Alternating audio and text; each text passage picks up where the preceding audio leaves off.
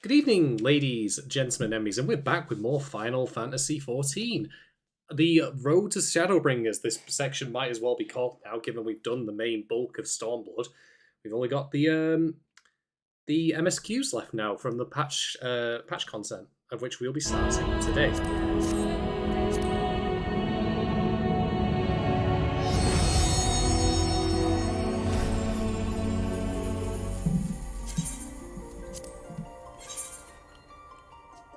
Alright, let's get logged in. Oh, I hope you're all doing well anyways. I have myself I've rejuvenated myself with a delightful ruby ale.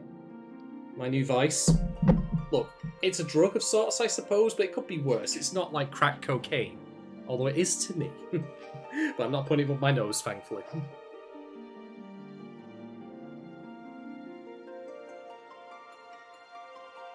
Just wait for these people to get shunted in through the front door of the theme park that is this MMO, and we'll be on our way. So yeah, Xenos is dead, Shinryu's dead, everyone's dead except our friends who are finally not dead, and Doma and Girabani are liberated. Whoop whoop, hey hey, let's get on to the MSQs.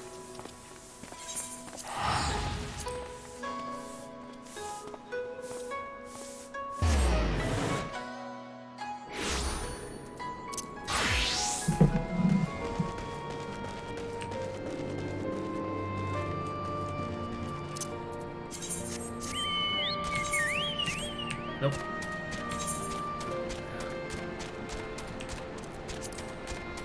This is Arenvald's adventure, not Arenvald's excellent adventure, which is disappointing. I was hoping I'd end up getting teleported somewhere in a phone box. Not that phone box, by a different one entirely. Oh, we get to learn how to punch people. Great. Well, this is Least that's giving us this quest, so that makes sense. Come to see how we're getting on?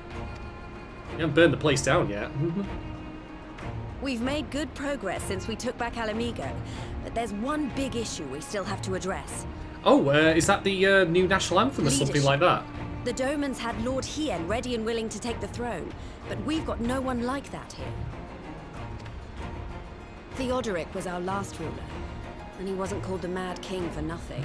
He sounds like a amusing chap. Only 3 people off castles for the fucking fun of it. Suffice it to say, our people have had their fill of kings, which means we need to find a new way forward. Emperors! Oh wait, that didn't work out so well when the Empire was chat. Never mind, ignore me. No, my Only suggestion. it were that easy. Everyone and his uncle has an opinion. Everyone has an uncle in Girabania, it seems. Alright. For the time being, we're just going to have to keep leaning on General Aldin and the Alliance for support, and see if we can't find a solution together. Something tells me we're going to be hosting a lot of meetings in the near future. I mean, Lise, look, like, I've really done you a favour by doing all I've done, fighting the good fight and all that, but I am not taking meeting minutes. Fuck that. But if that's what it takes, I'm ready to talk till my jaw aches. Famous last words. The reach is yours, Nago. Don't do anything I wouldn't. Aye, aye, Commander.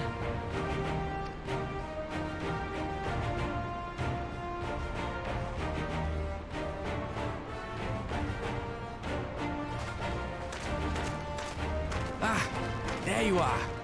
I've been searching all over for you. Don't worry, it's nothing bad. That said, this might not be the best place to talk. Will you join me? Arenvald, if you've got some sort of, like, drug scheme going on or something like that, just keep it to yourself, mate. I'm the warrior of light, not the dealer of crack. There's a distinct difference there.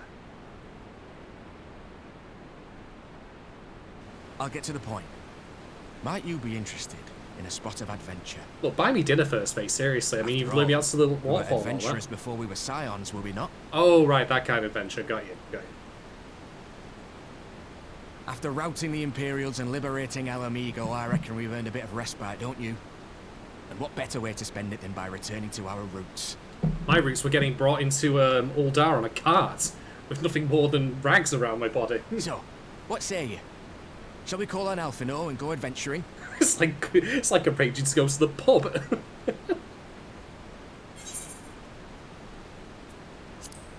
Go on, then.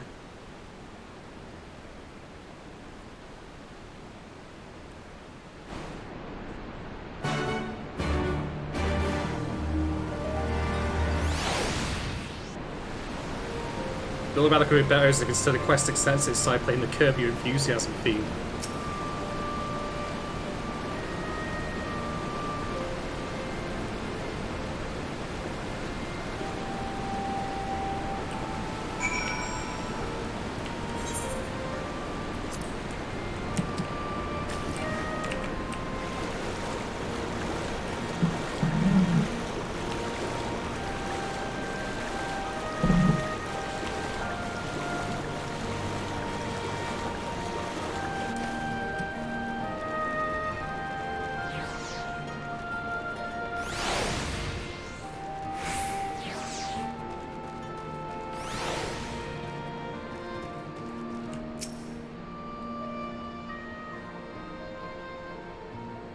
Nope, just gonna wait here for a couple of hours.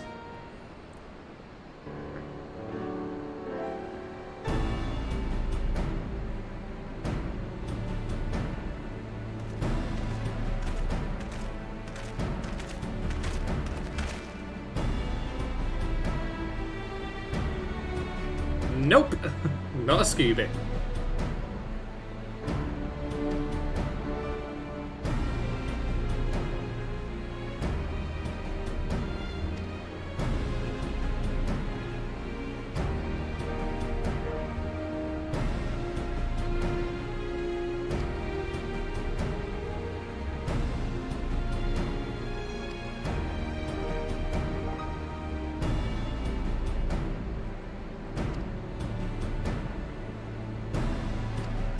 I can get behind a good old-fashioned treasure hunt, to be fair.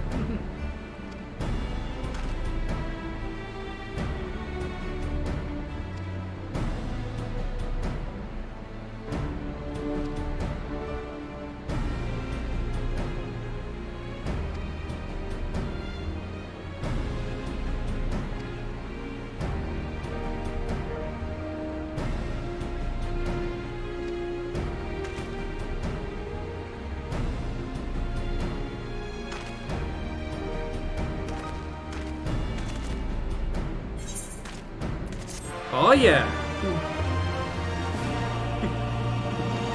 We've learned the emote box.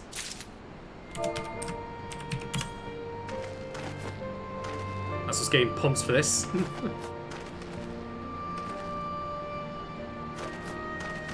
Oh, I see, it's one of those emotes that can just continue forever. Alright. That's neat.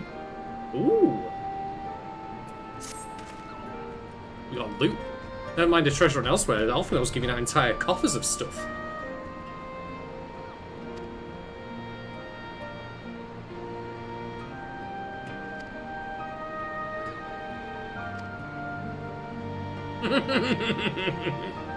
Well played, Alphino, well played.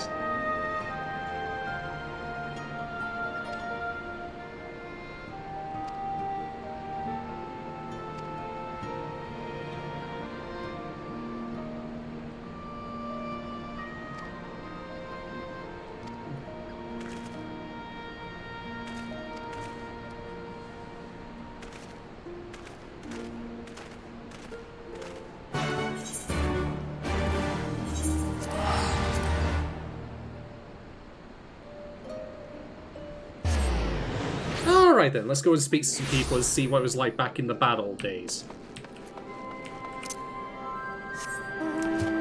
Nope, don't need to go very far, he's right here.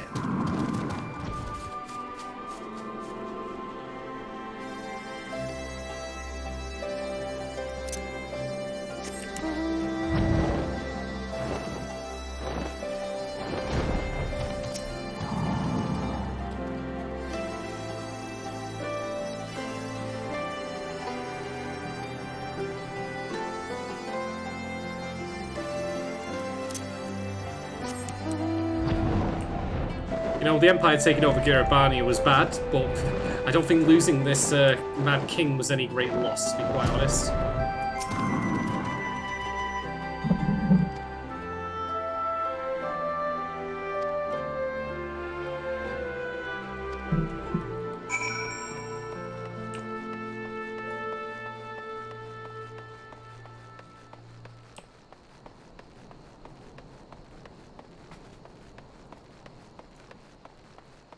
That's a good old Arnold.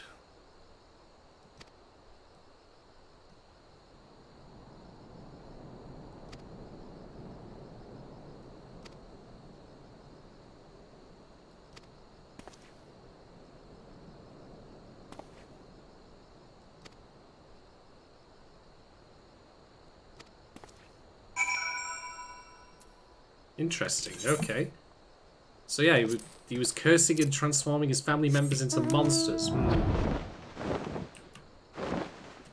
It's always the way, isn't it?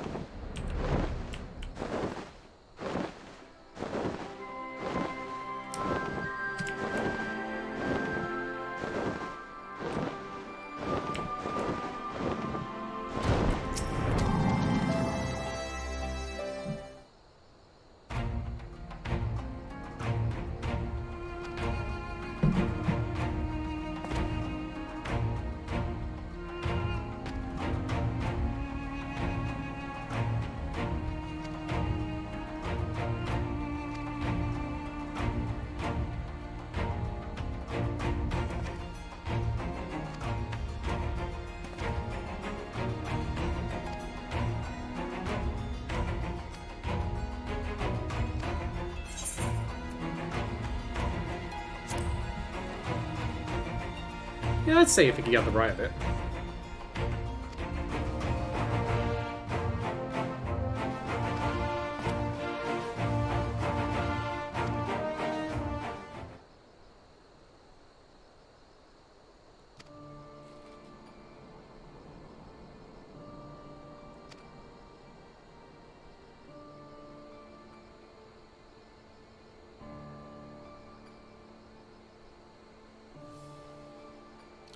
Oh, shit.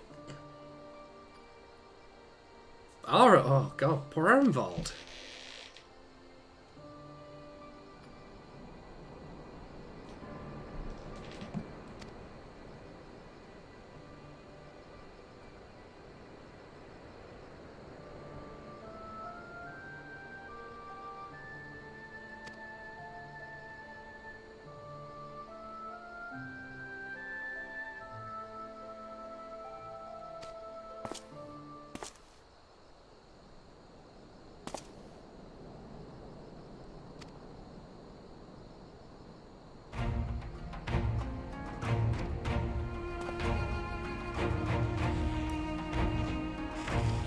Oh, go on then. I've got 100,000 gil in my pockets anyway. They jingle as I move, so yeah. Oh god, which one do I want? I'm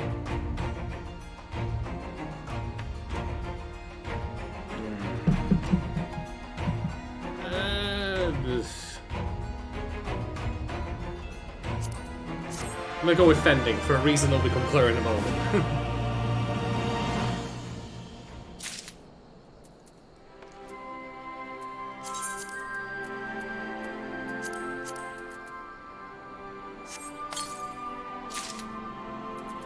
Oh yeah.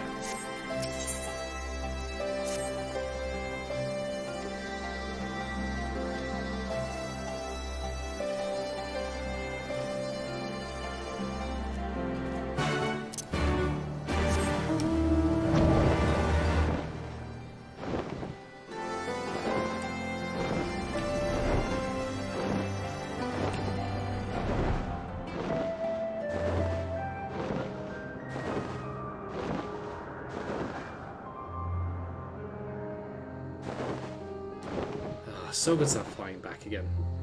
Makes life so much easier.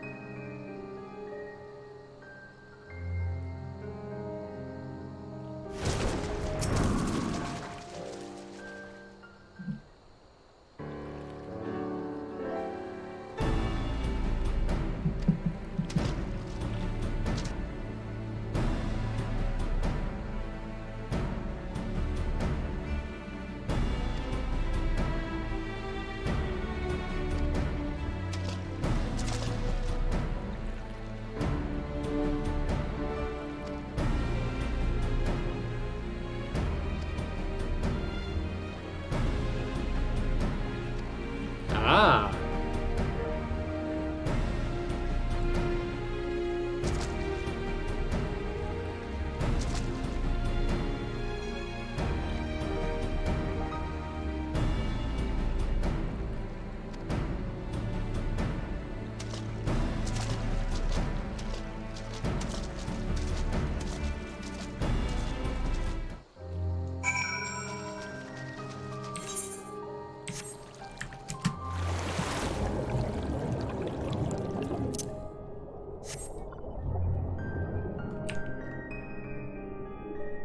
go looking. See, this isn't the first time I poked around this lake. We did get to see some of the ruins at the bottom. It seems like something even deeper than what we might have seen previously.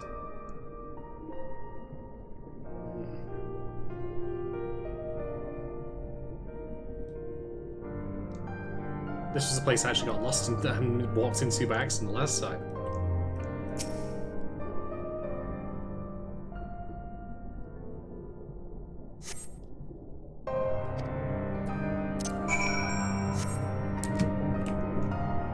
Alright, close this tiny tunnel.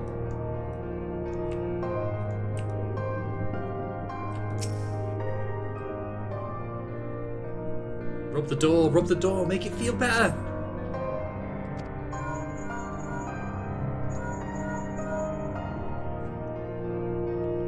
Have you what's report? Talking to what?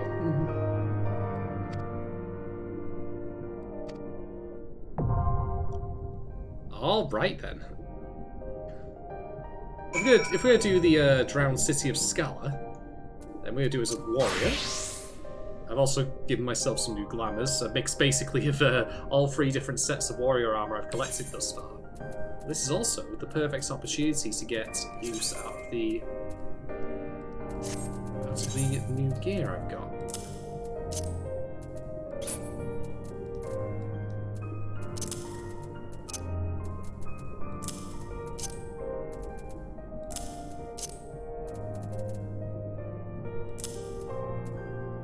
There's unfortunately a second ring, that would have been nice, but never mind. Alright, on that note,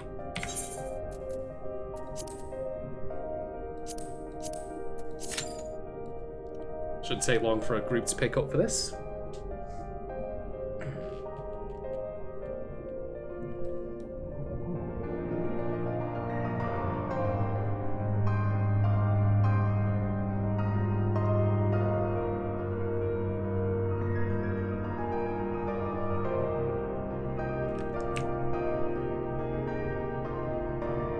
This music is really chill. The music continues to be fantastic, even just this little like underwater bit. Yeah, might as well have a quick explore while we're waiting for the queue to pop.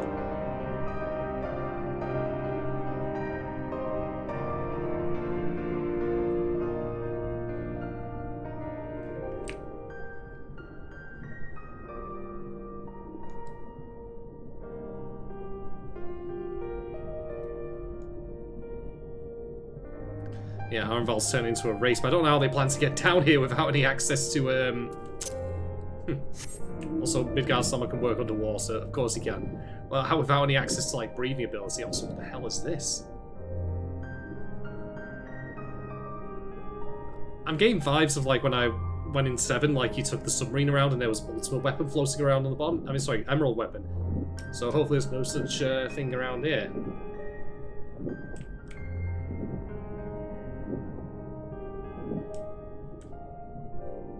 Nah, it's just a strange, eerie-looking pillar.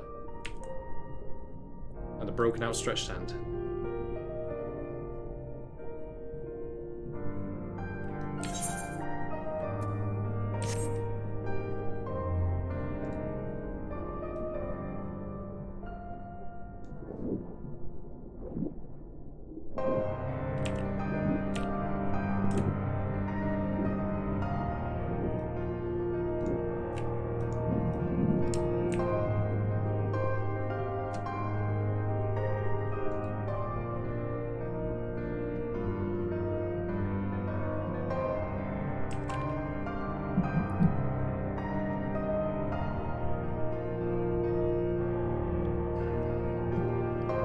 We still start getting to our first post 3.0 dungeon.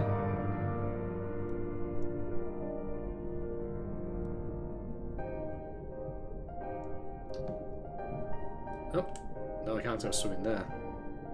Not allowed.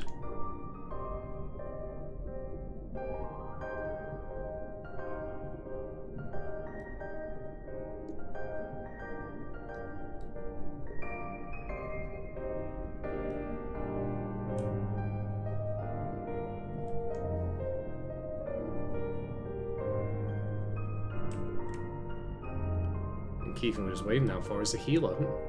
So once we get that, another DPS will pop along pretty quickly.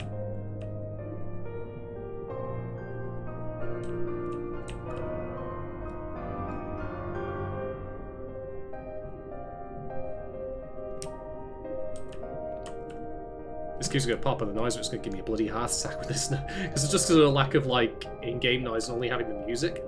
It's going to spook me half to death.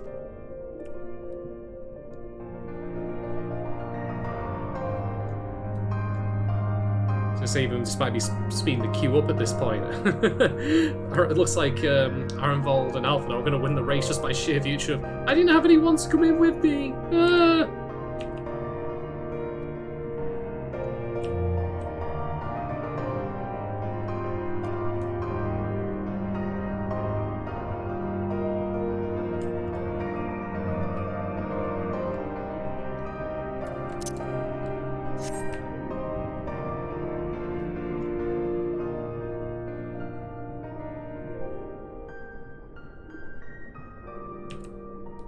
The tunnel over here. Go take a look.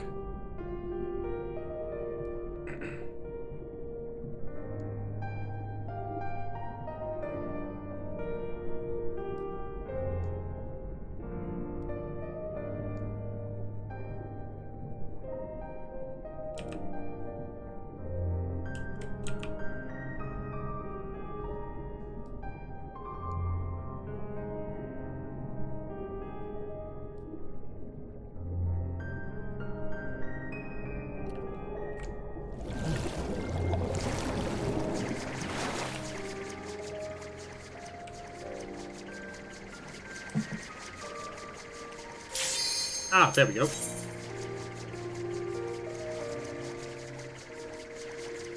I did not have a heart attack. I lived to tell the tale.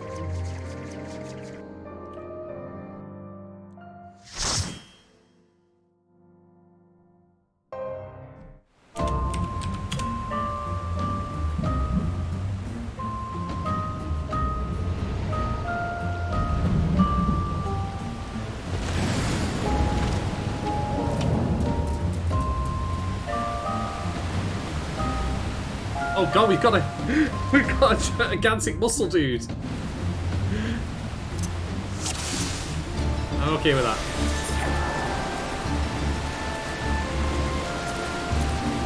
Yeah, let's use the bacon bread.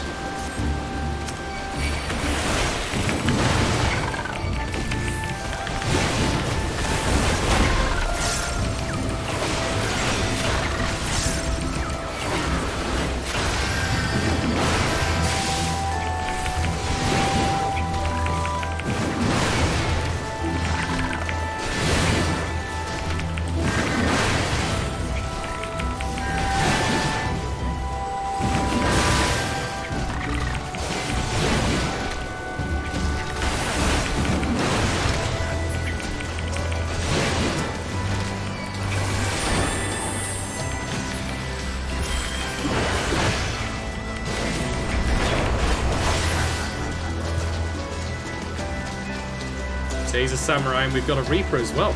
All melee group.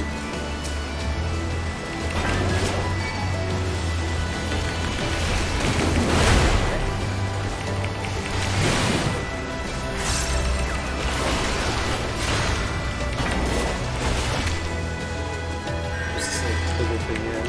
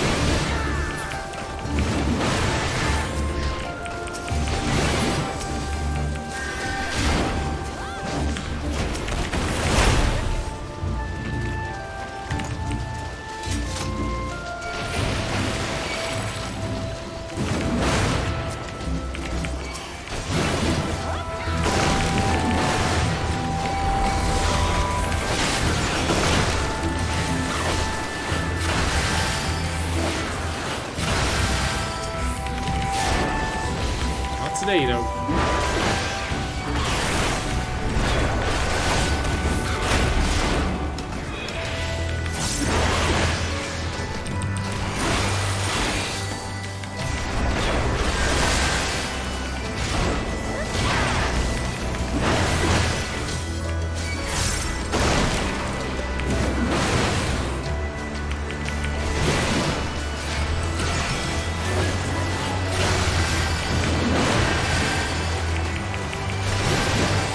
Raw Intuition is such a fucking broken ability, just the amount of healing I can get from him. Especially in, like, trash groups with so many enemies around.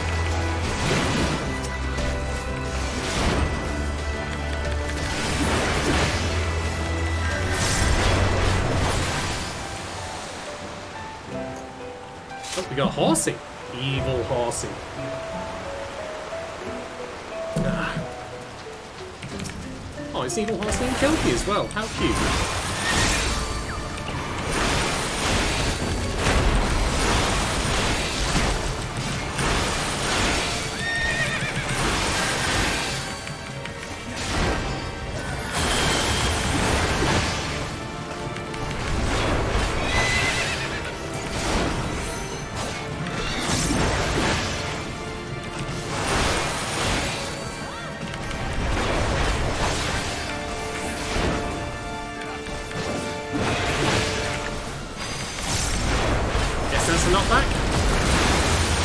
I dodged anyway, that'll do. See if I can lure him out. No? Yeah, there we go.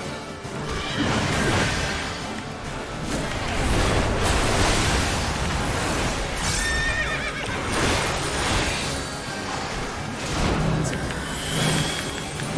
how damage buff back up again.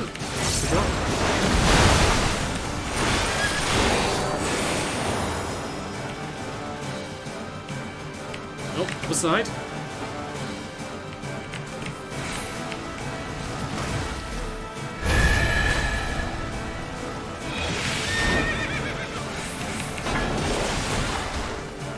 Out you go.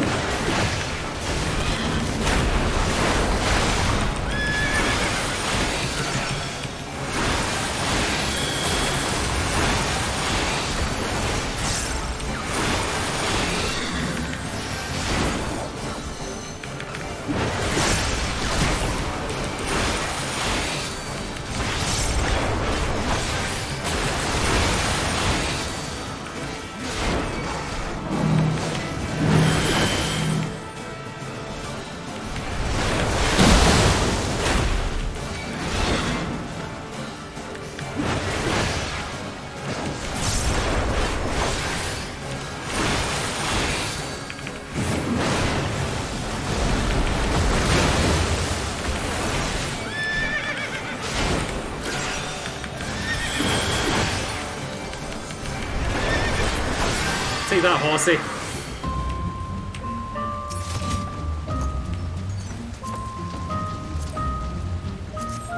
I'm definitely greedy on anything that's not tank related.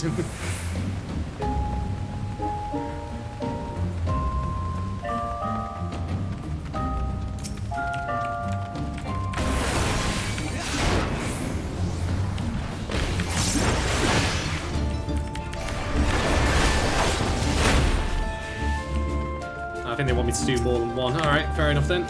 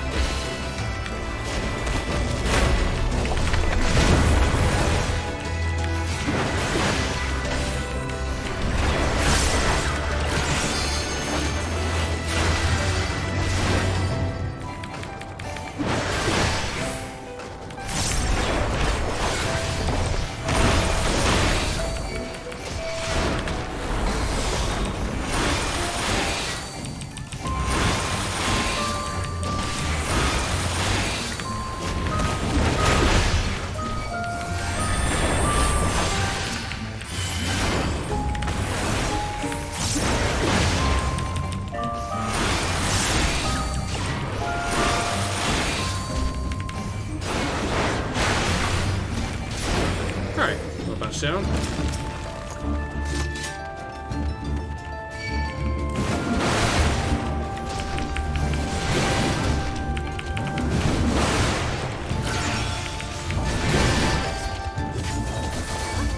Yeah, you know what? No, I'm not going to take on all those at once with the healing I'm getting at the moment. It's not great, to be quite honest.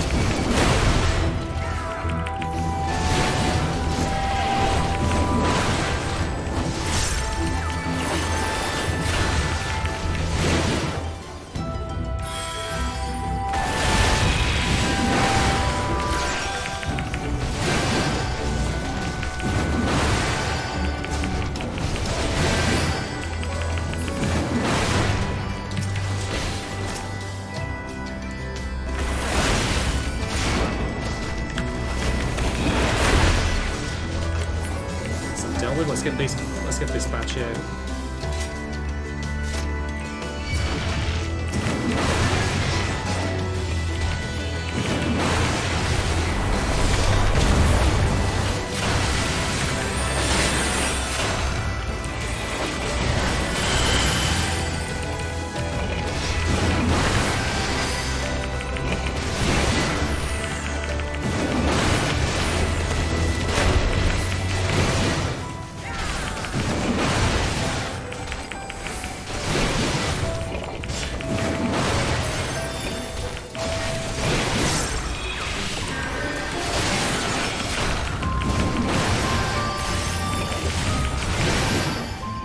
About that healing, that's for sure. Raw intuition.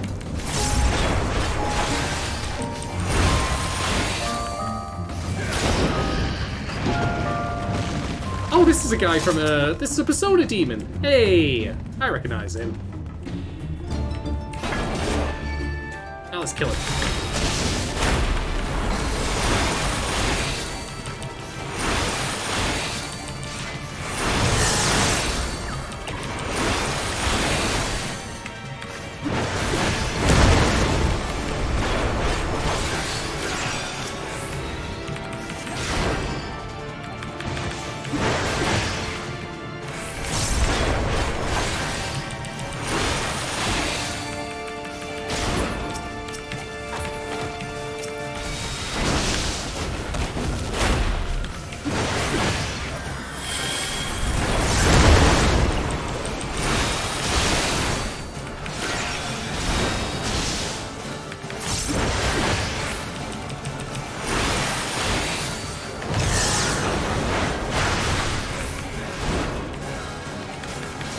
He's got all the PS.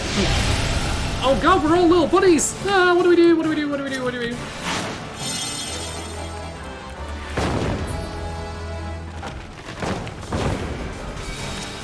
Nice.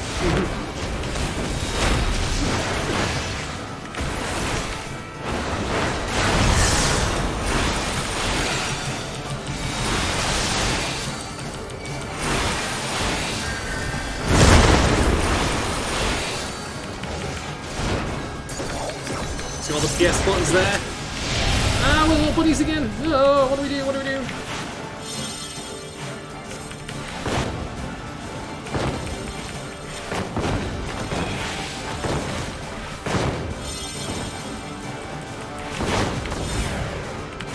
Okay, we go.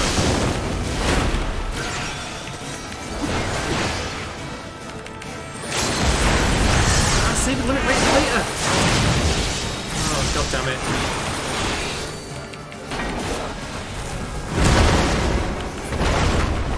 He was not so bad. So I'm greening the fuck out of everything because this loot is nice.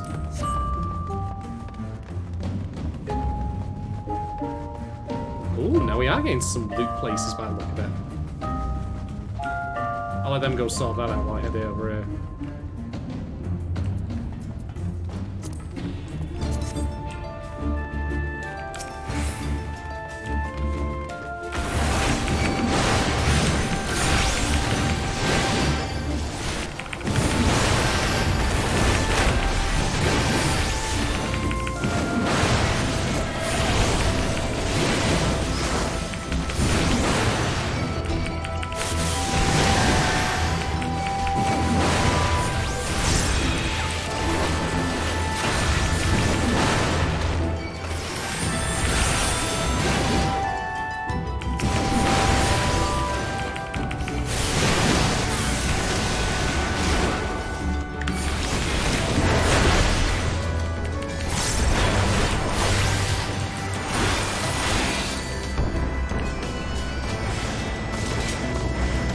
God, I got turned into a weird fucking balloon ghost creature. Covered in moss. What am I doing?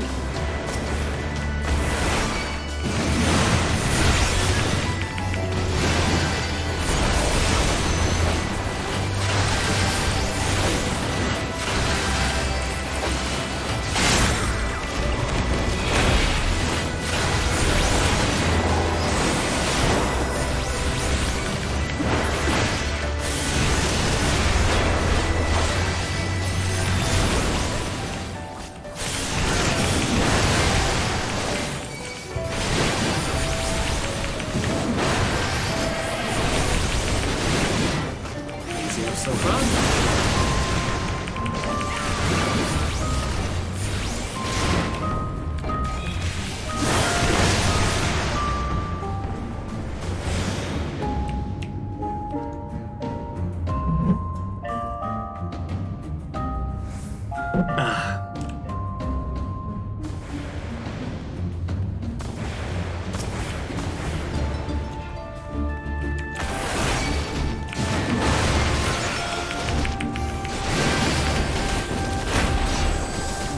Let's take them one at a time.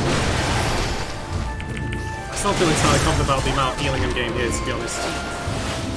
Like, it's been sufficient to keep me alive, but only in, like, groups of one, really. I know I did a larger pack earlier, but I'm not entirely sure about being honest.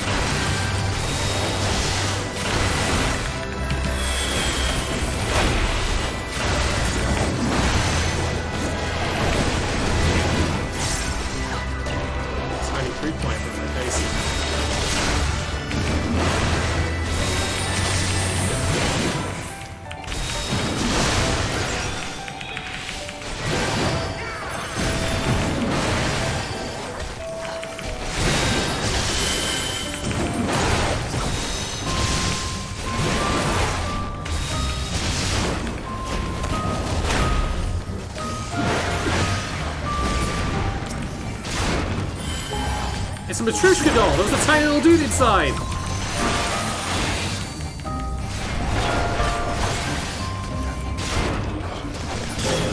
Alright, final boss.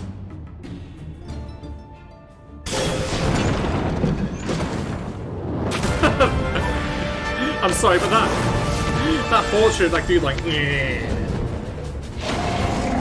This guy looks especially angry.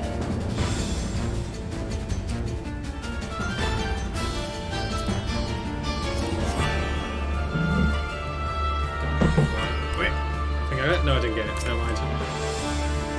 Alright, let's do it.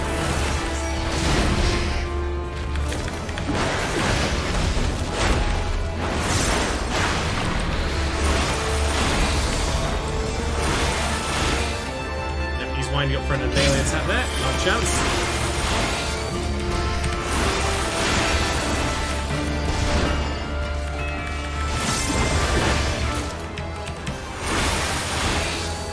Attack there.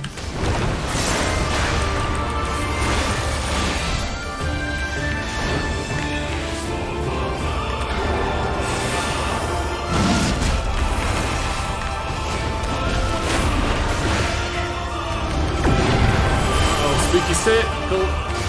Please don't move it too much. I'll turn around for this one.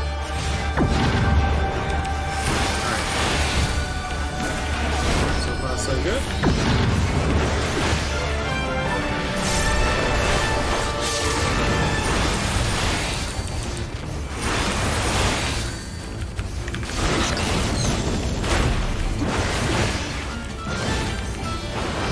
Dude, I will move.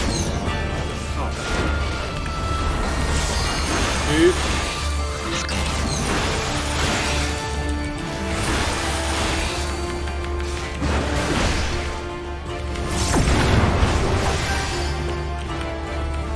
Move the fucking circle! This can't be them.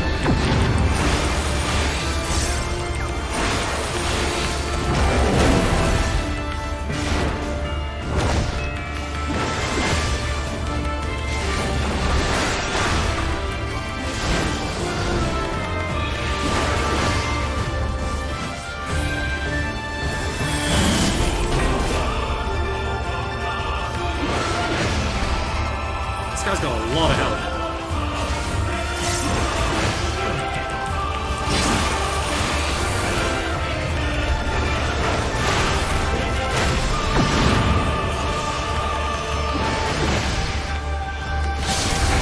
Circle of Doom away, thank you. Not for the Circle of Doom. Right, yeah.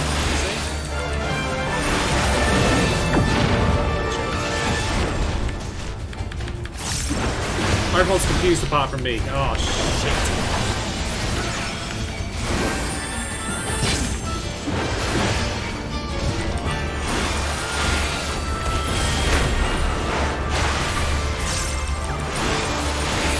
Alright, we got this. Everyone got hit. Never mind.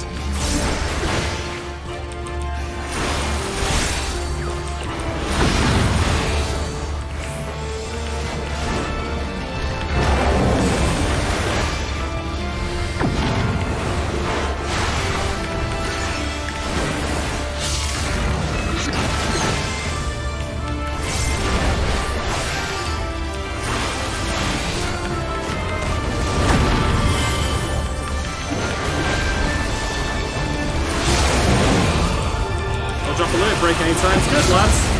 Thank you. Woo! Damn. That guy took bloody forever.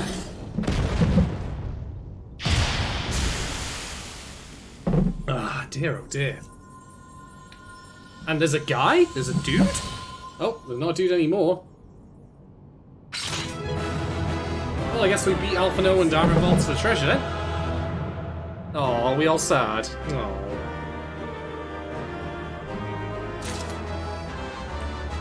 Right. That's that. The drowned city of Scala.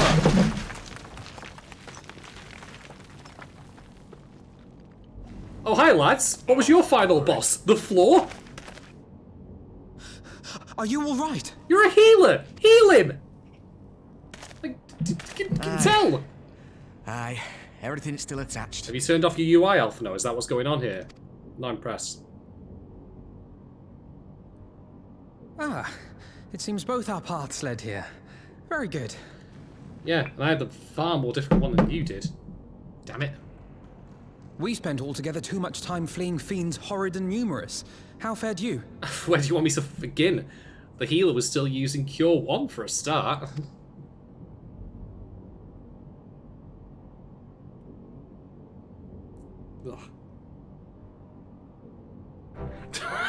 Much the I'm same. sorry. That guy in the This back. place is yet inhabited by King Theodoric's kin, or what is left of them.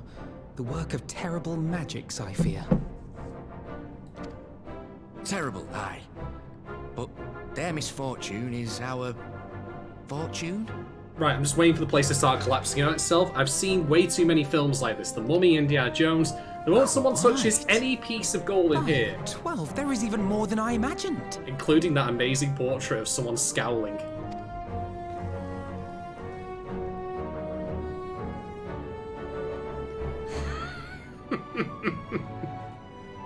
Oh, I can't wait to see the look on Lisa's face. Thanks for believing in me, you two. The amount of hair gel it must have taken to make that, like haircut work. It's like a character off Ben 10 or something.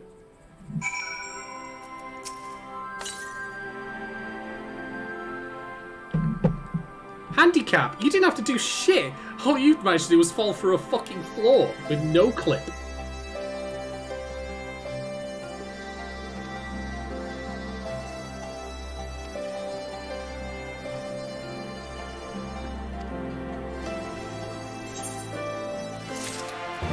Yay, we did it. That will not, by the way, be the last time I end up visiting the drowned city of Scala, but not on stream, just for other stuff. Also, there's the chap I saw before.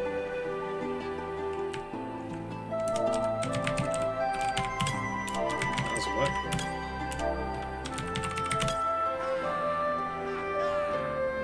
Yep.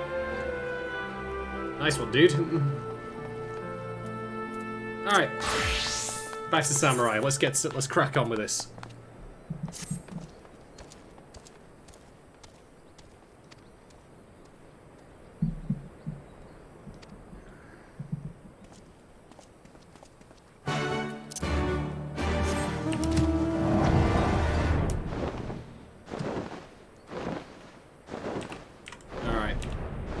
Find Lise and tell her that we found an absolute shit ton of blood money and blood gold and blood diamonds, all the blood stuff. Just rolling in it.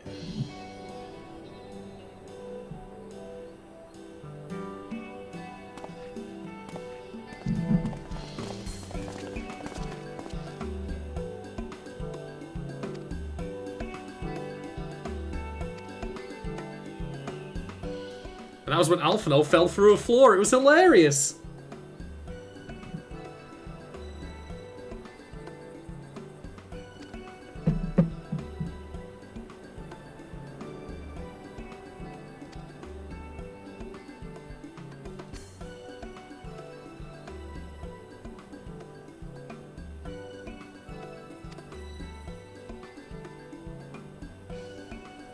Well, there you go. That's going to be quite useful for rebuilding Alamigo.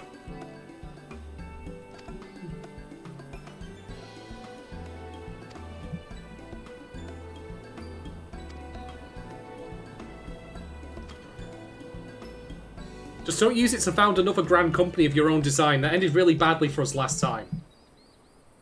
Oh, for fuck's sake. One thing to another. One thing to another.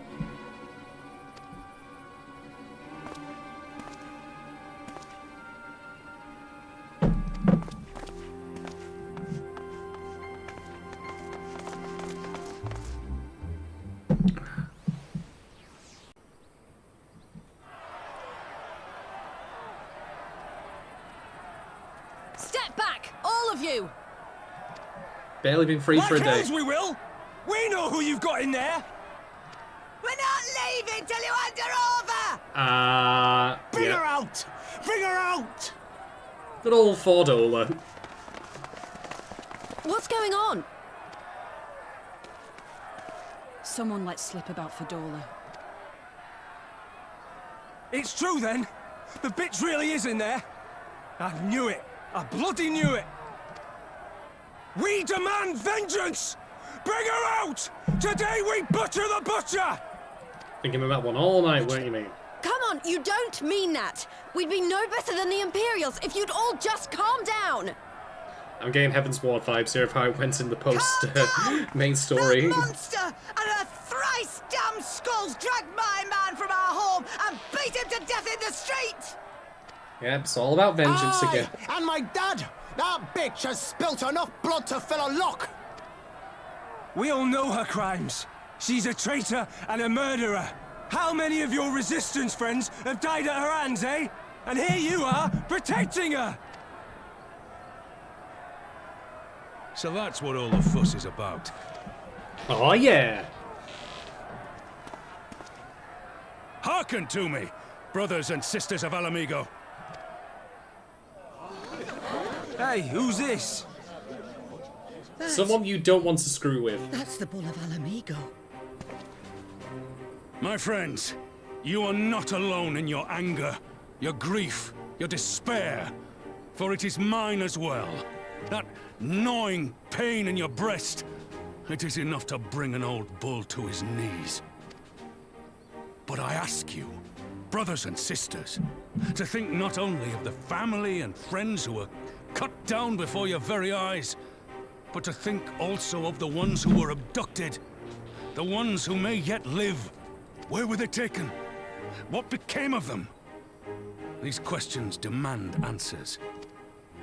I share your thirst for justice, for vengeance.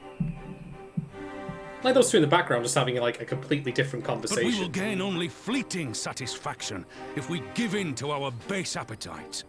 We will never know the truth. Now is the time that we, the people of Alamigo, must decide what manner of nation we will build for ourselves, and for generations yet unborn. When they look to our example, will they see a people who held fast to their principles, or one who cast them aside when tried? I say to you, it is our responsibility to give these prisoners a fair trial, that they might answer to all of Alamigo. The Garleans called us savages, and I'll be damned if we prove them right. I mean, Raban's correct. Like, you don't get anything just from killing Fodoli. Like, you'll what you'll do? Chop Red off, and then what? Doesn't solve anything. Makes you feel a little better. Get what you can out of her to like help other people, and then just let her rot in a cell for the rest of her days. But more personally, Lise was only saying just before we need someone to lead Alamigo. Who's it going to be? And look, I know you're right. I do, but I can't. She's like, you know, she's done well when leading the resistance, but this is to lead a city-state, which is a very different thing. And Raban, like, basically just walked in and said, "Yeah, I'll take that job."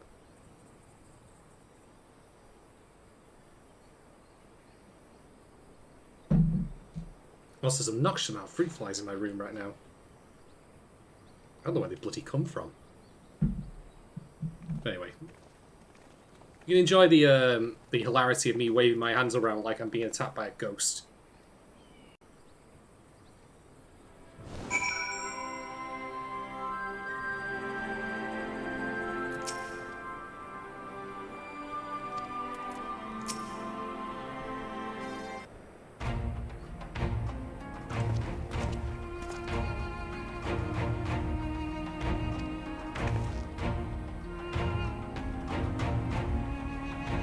Again, exactly the same as what happened with Ishgard in the end of Heaven's Ward. Like, how do you deal with all that lingering resentment? I mean, I don't want to diminish what's happened to Alamigo because they've only had it like, I mean, they've had it for 20 years versus Ishgard's like millennia or centuries, but it's still a similar thing.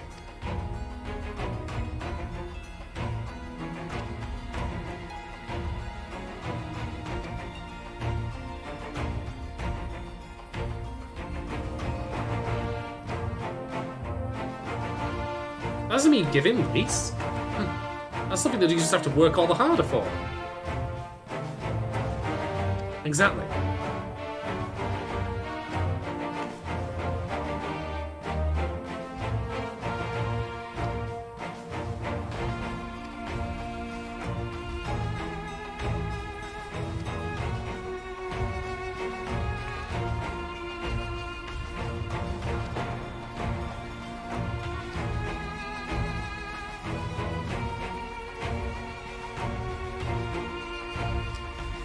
Yep, Lisa's right.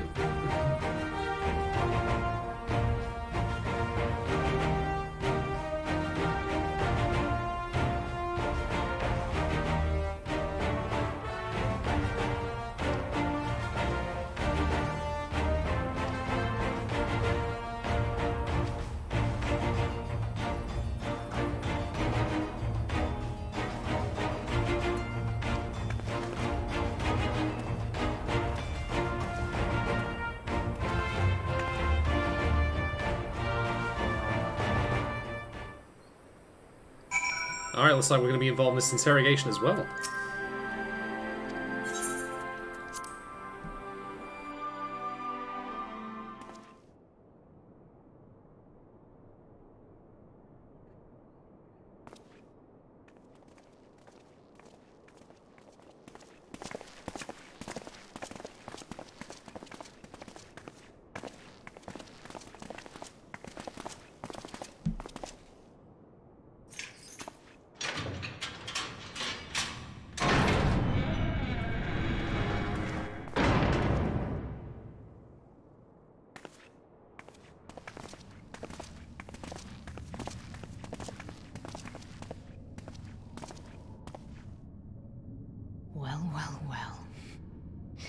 So many visitors. Come to have a good laugh, have you? Not me, my character can't speak. Or do you mean to put me out of my misery? To finish what you started? It's about bloody time. That's not why we're here, no. Do you remember what I said? How I promised you you'd live long enough to see us win our freedom? Well, I meant it. And not to mock you either. You're wasting your time. All of this is pointless! There's no reason to keep me alive, and you know it! I killed your men. I killed my men! And you know what my only regret is? That I didn't kill you when I had the chance! That's a lie, and you know it! You think we can't tell what you're trying to do? That we're blind? Yeah, you're a fool, but you're not stupid. You're ruthless. Relentless. You'd give up anything and everything to get what you want. You didn't come this far, climbing over the bodies of your own brothers and sisters just to piss it all away. I see you, Fedora. I see you for what you are. Nope. I'm having a flashback again. It'll appear through the veil of time. Ooh. I really like that detail of the Garlean flag there, by the way. Just to help you put this in like a point of time. So this is after they occupied the country, but, well, obviously before the events were seen. Come along, Fedora. We mustn't be late. The Imperial Viceroy will be attending today's banquet. All right!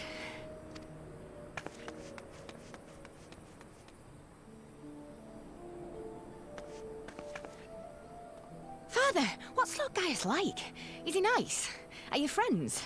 Gaius? Huh. There you go again with all your questions. Lord Gaius is a great and honourable man who looks after all of Alamigo. He's very busy, and if we don't hurry, we'll miss our chance to see him. Oh god, they're mythologizing him as some sort of, like, diligent diplomat rather than, well, the dickhead I remember him as from the end of Realm Reborn. Yeah, that guy's having a bad day. He's about to have an even worse one by the look of it. Filthy tin-head lovers.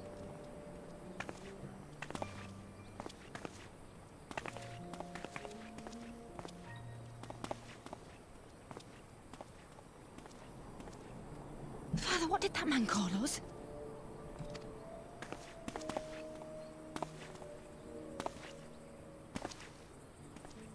The little tin-head lover doesn't know what she is, eh? A traitor, sweetheart. A backstabbing bitch who'd gladly betray her kith and kin to gnaw on what few scraps the Imperials deign to toss her. Like your bastard father and whore mother. Wow, tell us how you really feel. That's not true! My parents are good people! They've never done anything like that! Oh, but they were quick to help themselves and their bitch spawn, weren't they? You're just as guilty as them.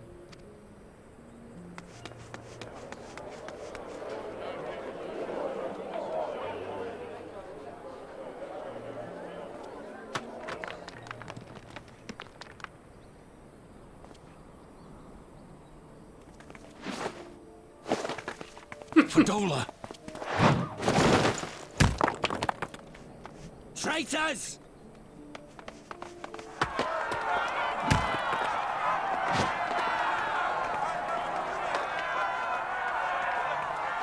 Please, you have to do something. My husband and daughter are in danger.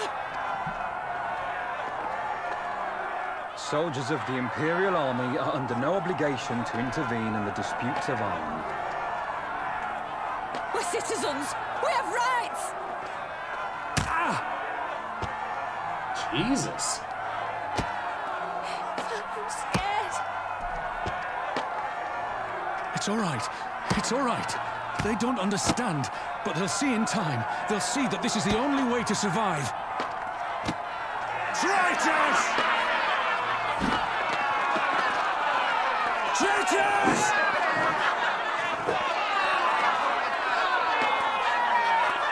Oh, who's this chap?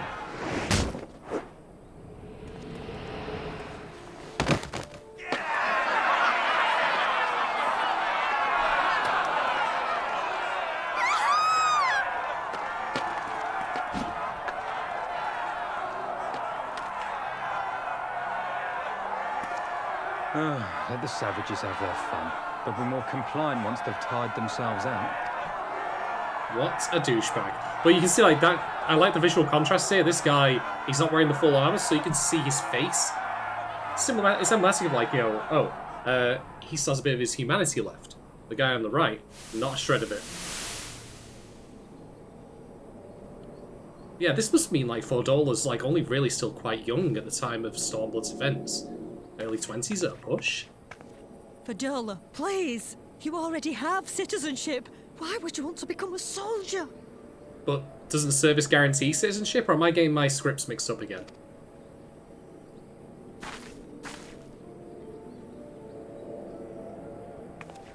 Oh, gods! What have you done to your face? It's trendy, Mum. Forgotten it already, have you? I'm honouring Father's memory. By telling the world that you know better than a common savage. I'll say this, like, it makes perfect sense seeing what Fordola throughout the entire story, like, where she's not worn the armor of the Imperials. She's always still had that connection to Alamigo, even though she clearly hates it with every fibre of her being, because of all the people turning on her. And, like, she had no choice or say in any of it. She was just a child. So no wonder she's turned out the way she has. Are any of us? Can't you see? Citizenship means nothing to them. If you're not a pure-blood Garlean, you're no different from any other savage. So I'll play the part. I'll join the Legion and I'll make them respect me. And when the mob see that, they'll think twice before throwing their stones. Ansfrid, Rudolph, Emlyn. It's time. These were the chaps who died. It'll be she hard. sacrificed. Humiliating. They'll try to break us. Send us crawling back to our own kind. But we won't, no matter what. We'll bleed for them, die for them if we have to. We'll do whatever it takes to be free! Captain Planet. Oh wait, no, that's a different thing as well.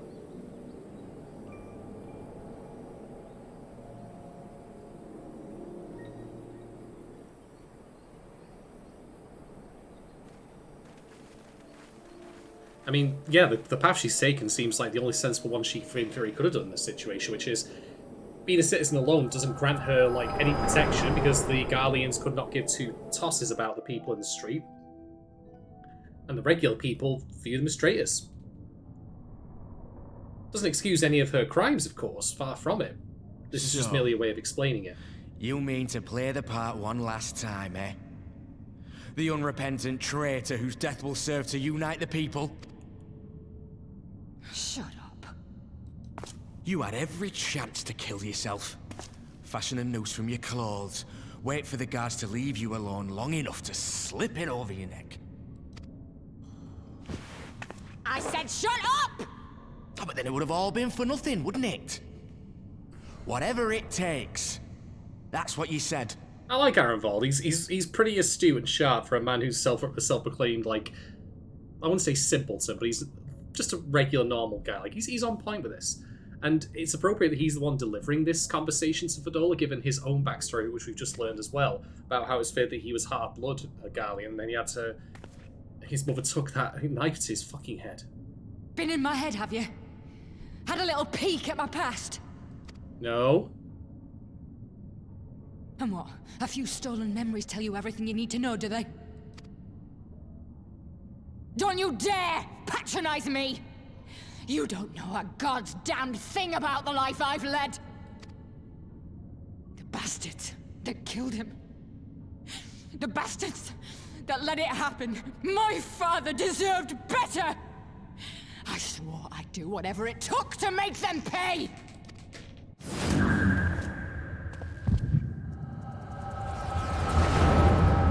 Oops.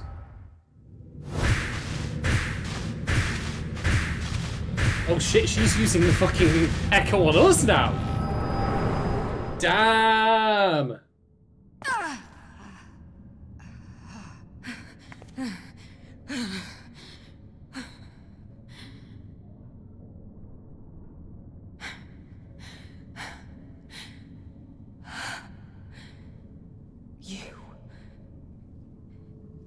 You.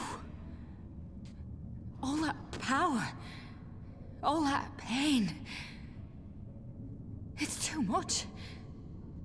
Too much for anyone. The things they've done to you. The lies. The betrayal. The endless fighting. Yet there you stand. Unbroken. How? Why? I feel like a very, very interesting set of text options are about to appear. Let's see what they are.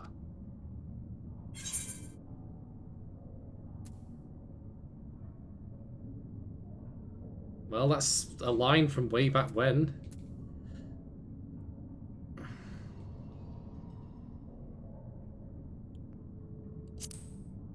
Yeah. The repeated mantra. Harkening back to Hot Chiffon. Still guiding us after all this time. Damn you. Damn you all.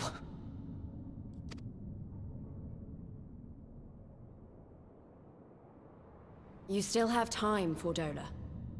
Think about how you want to spend it.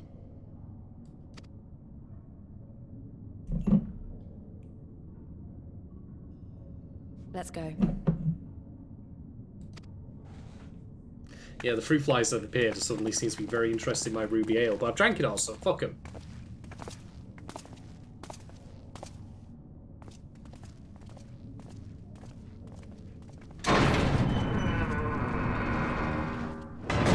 And thus as the light leaves the room, the warrior of light, so she's left in darkness to consider what she's learned. How appropriate. Great seeing that, really enjoyed it.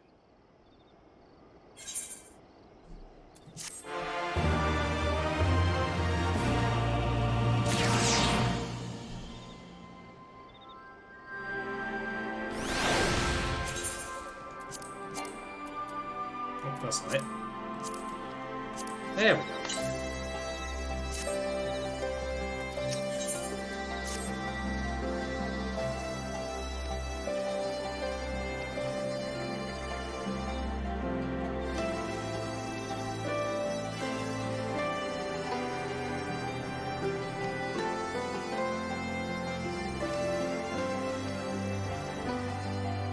Yeah, let's see if we get some answers on what's happened with the echo. Okay.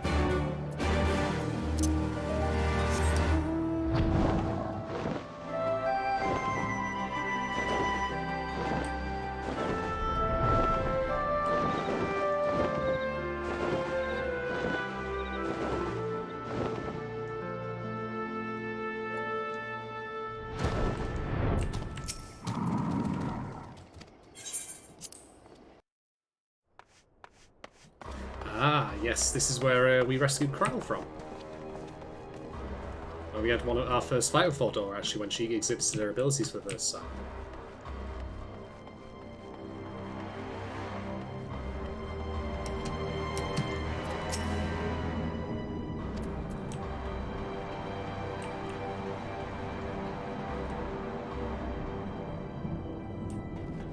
What I think is neat about this visual is it reminds me an awful lot of the Nibelheim reactor from 7, where you found all those pods full of monsters inside.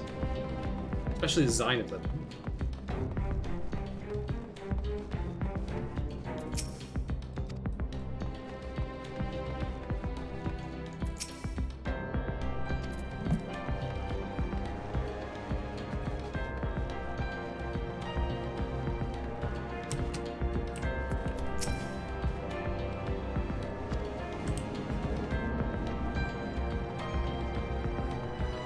Flavor text in.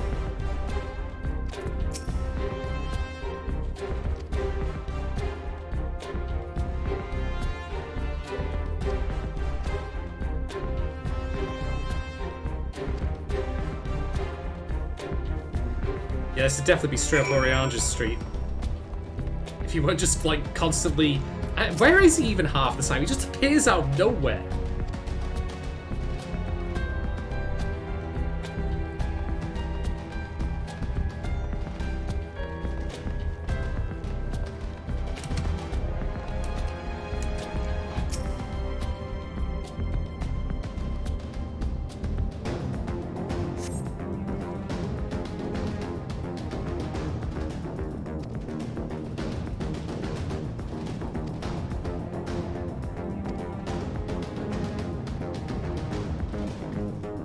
So Krile didn't have like a soul sucked out of her, thankfully.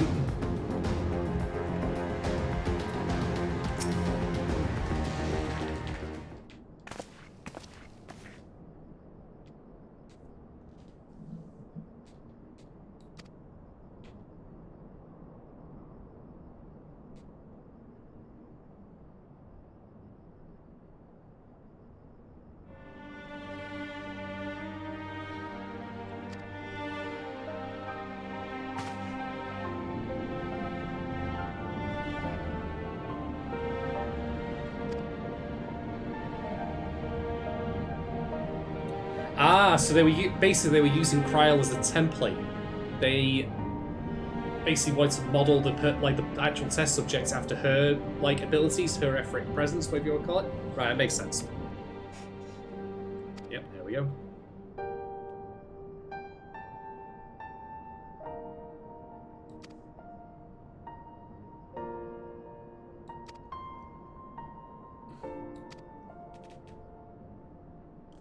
Just gonna be driven insane by it.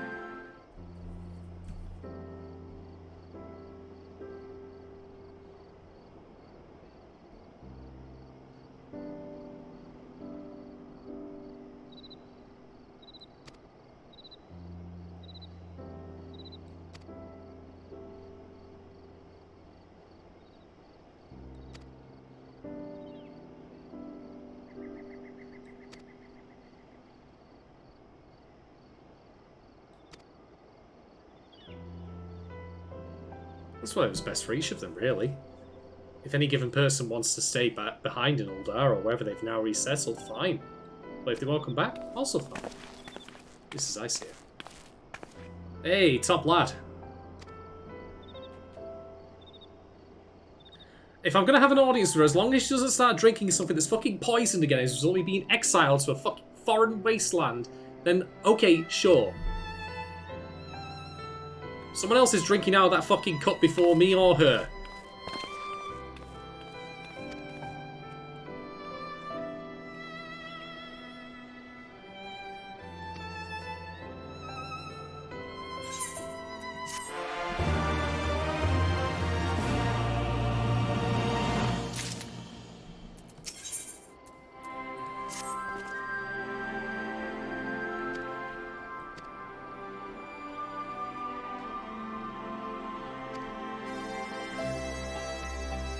Right, let's go speak to Nanamo in Uldar, I'm guessing.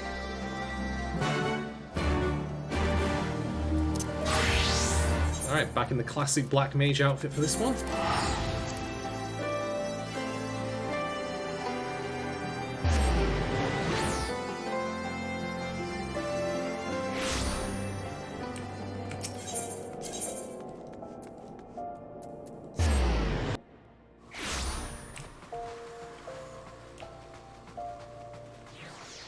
Was all the outfit I was wearing when I got tossed out of Uldar and had to flee to Ishgard for the first time. Ah, memories. Remember when I was a fugitive from the entire world? Good times. All these people here, they're all going to become fugitives soon enough. I was queuing up to see Bartholomew.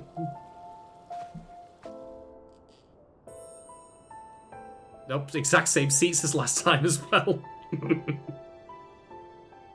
I thank you for answering my summons in these most interesting times. You have been busy. Blowing up primals, killing, you know, like, leaders of the Empire. It's just a Tuesday. The liberation of Alamigo will have far-reaching consequences, and there is a matter upon which I would seek your counsel. I don't speak. Why are you asking me? I speak of Rauban and his future. All know the tale of his rise from penniless refugee to member of the Syndicate and General of the Immortal Flames. Yet though he has come to call Uldar home, it will never be his homeland. He is a son of Alamigo. And now that she is free, I thought it only a matter of time before he sought my leave to return to her. Indeed, I had resigned myself to his loss. Suffice it to say, I was greatly surprised to hear him speak so lightly of handing over the reins in Alamigo and retaking his place at my side. I've always wondered if Rauban and Nanamo had, like... I don't even know how to describe it. Not a full-blown romance relationship, not even close, but just, like, a close, passionate friendship.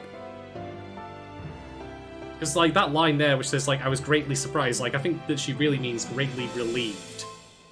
I will welcome him with open arms, of course. He is my most trusted advisor and my dearest friend. I mean, you heard it straight from her there. But I have known the man a long time, and beneath that steely gaze, I spied a flicker of doubt.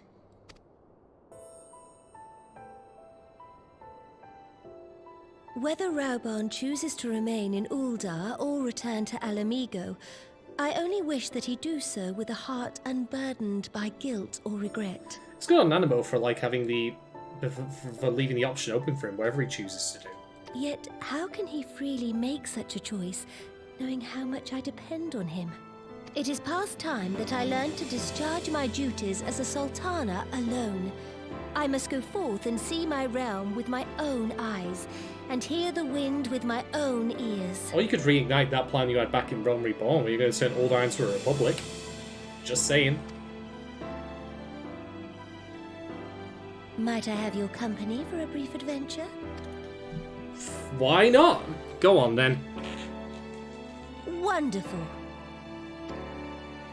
Allow me a moment to change into something a touch less conspicuous, and I will join you outside. I mean, thinking about it, like, Uldar is where my character first started out.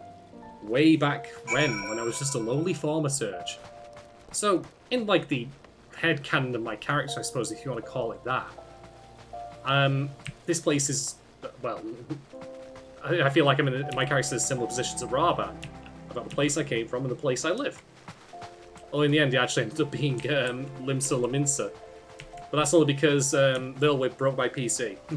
Literally, that happened. Okay.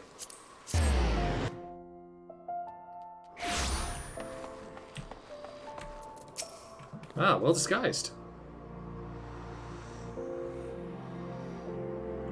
Ah, very clever.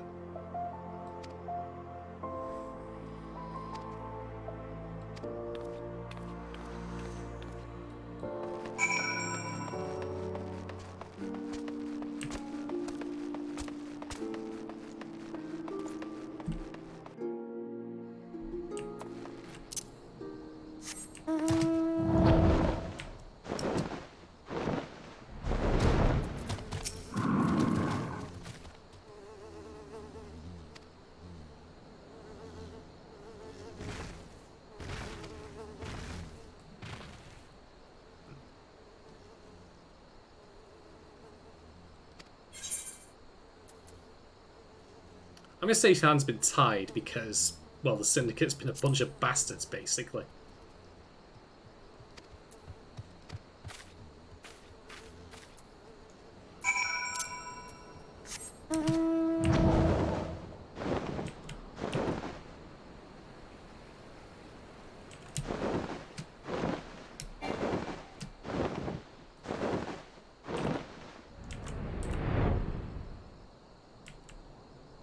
Nope. Barely make it over that, but we did.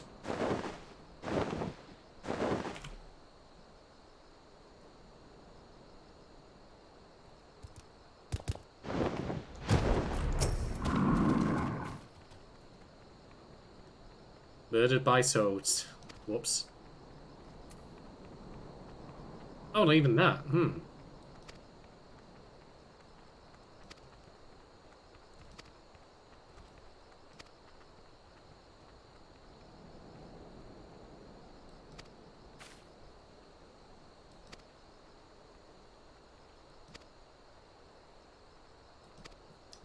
Oh, back to Ul'dah then. Okay.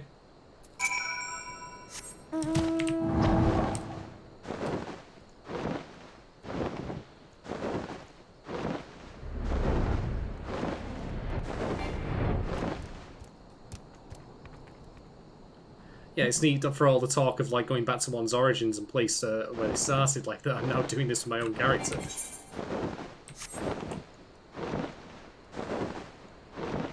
It was that very same entrance I came out of like when I first started playing Final Fantasy XIV. Engaged in combat for the first time, started leveling up. Crazy. Now I am riding a dragon and looking like I'm some sort of like ridiculous like Dark Auron cosplayer or possibly a cyberpunk agent? I don't know.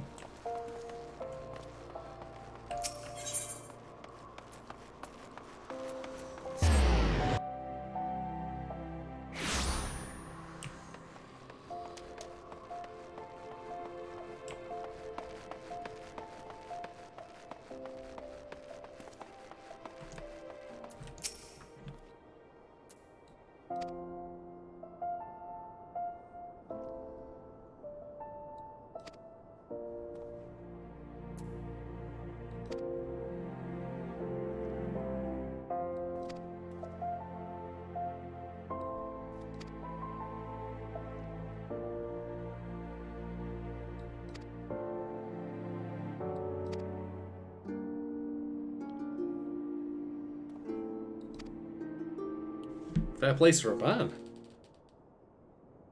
Did he at least once yell, "Are you not entertained?" to the crowd? Well, I think we'll find out, perhaps.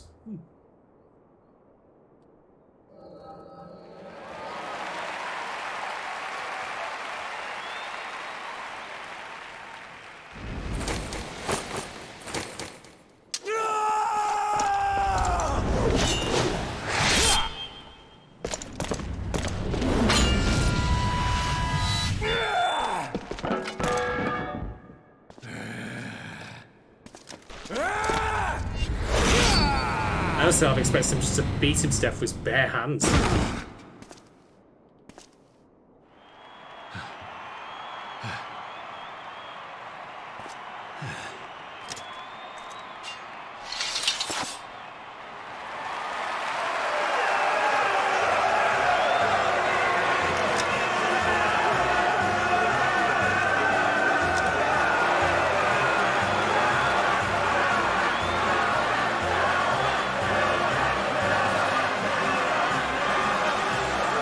They're actually all the same, that's neat.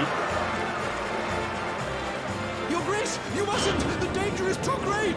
Please, Your Grace, come back! I beg of you! Whee! It's the Naruto run! Meow, meow. It seems you're the one who needs looking after, Master Shum. You idiot. Grab on! Your Grace, I have kept the promise made. So you have, and in turn, so too shall I keep mine. With your winnings, you have become one of the 6 most wealthy souls in all Ul'dah, and so, as tradition dictates, Rauben Aldin, you have earned yourself a seat on the Syndicate. May your new station garner you still greater glories. I am honored, Your Grace, and vow to serve with every fiber of my being from this day till my last.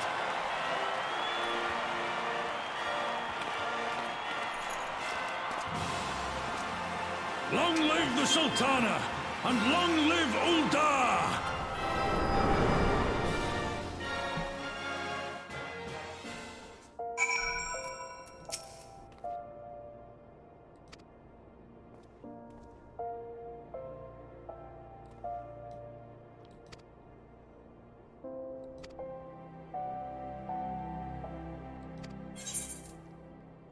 Oh, do we want...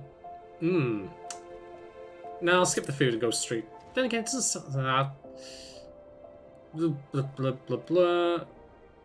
Oh, we'll go for the stewed river bream sonnet.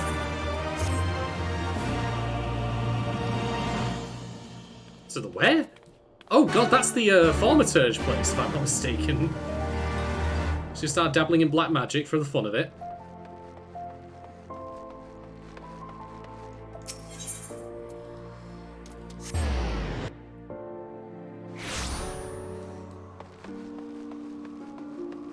I knew there was a reason I was coming back as a black mage. Amongst my peers again.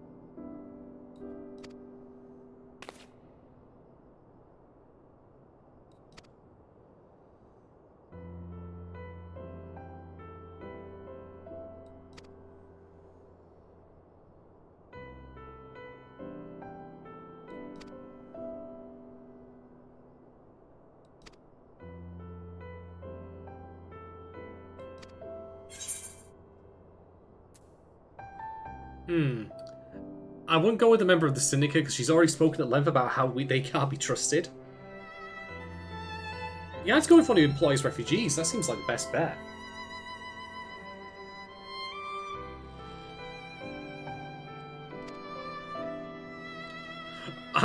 Yes, I am acquainted with the Mandervilles, unfortunately.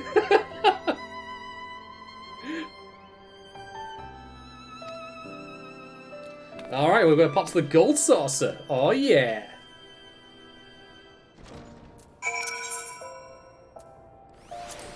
I'm going to speak through the airship landing first, it turns out. We're never going to just simply teleport there. Alright then.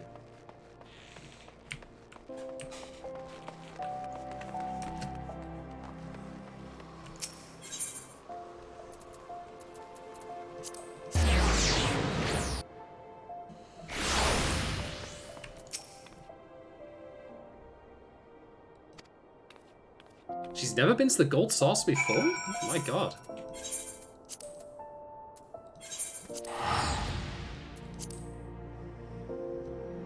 Get ready for that theme song.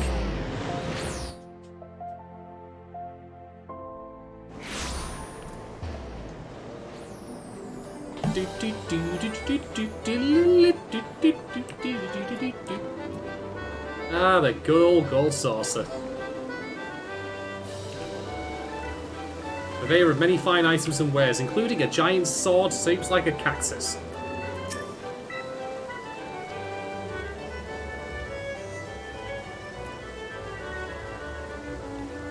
Oh, come on, Nanamo totally wants to have a go at the Air Force One game, you know it.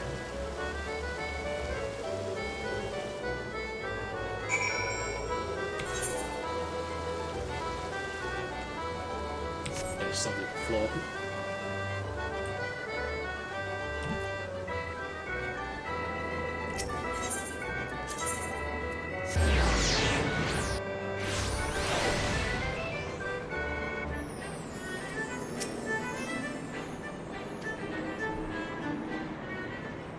Let's go see what Mandeville Man says about what he can Mandeville can do.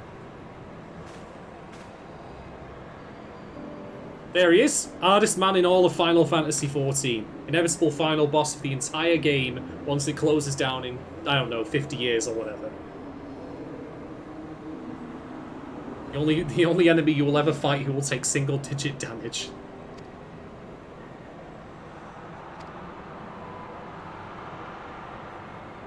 Yep.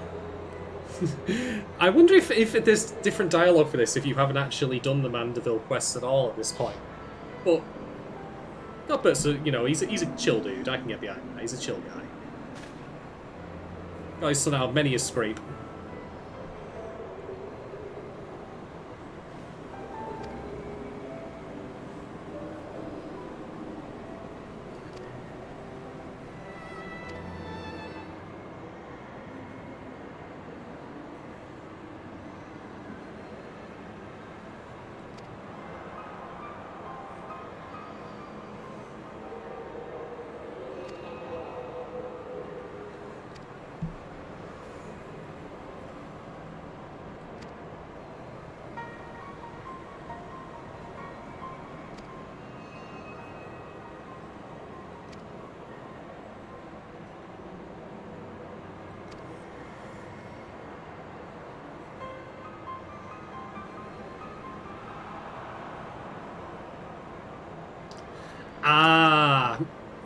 You know, for a character I've previously seen use a gigantic energy hammer to destroy a bunch of zombies wandering like the paths outside of Ul'dah itself, he's now descending into, well, not even descending, he's now moving on to talking similar lines of logic to Kreia from Knights of the Old Republic 2.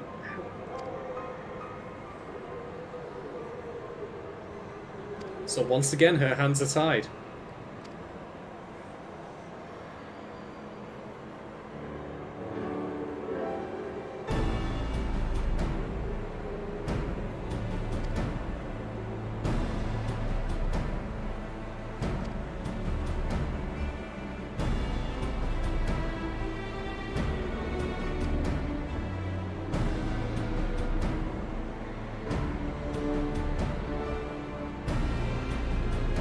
Yeah, Godbert's an absolute bro.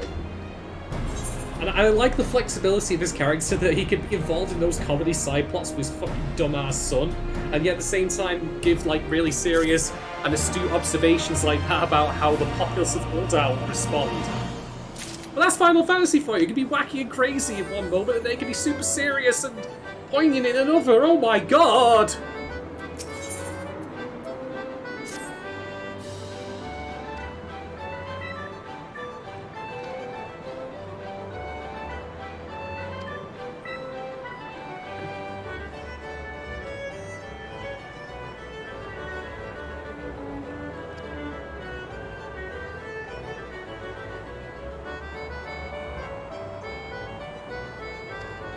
Oh, we're going to go see Hancock again after all this time. Oh boy.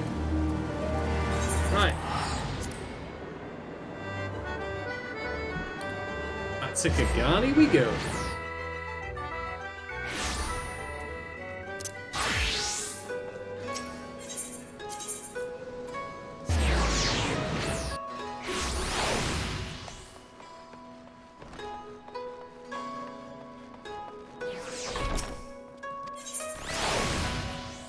I wonder if Tataru's still here.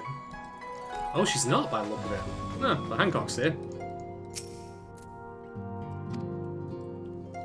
For me, business and pleasure can be one and the same thing, Hancock, but let's just cut to the chase on this one.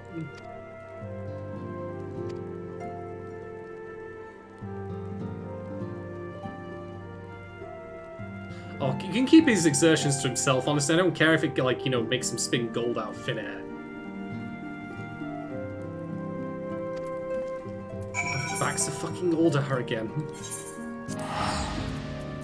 At least she'll be waiting for us by the Everite, which is nice of her.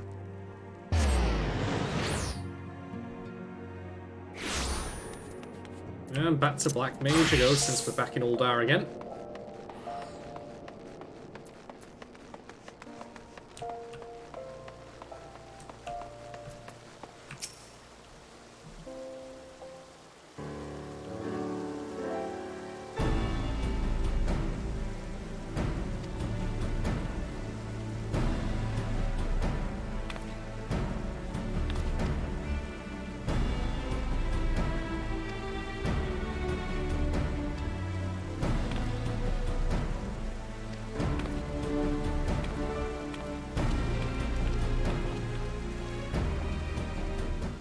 Oh, we don't get the privilege of a cheeky Oh no, we do! Oh, how nice!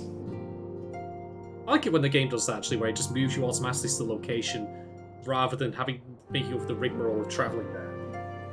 It's just busy work doing travelling between locations for quests like this.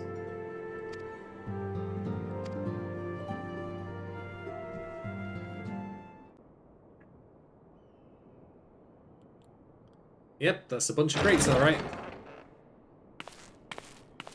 Oh, it's you, Lalafell Malofly man. Summons from the Scions. This must be important business indeed. Though, if it concerns anything so underhand as an assassination, I fear I can be of little help. Oh, just go straight to jail, you little shit. Get your little smirky little face to yourself.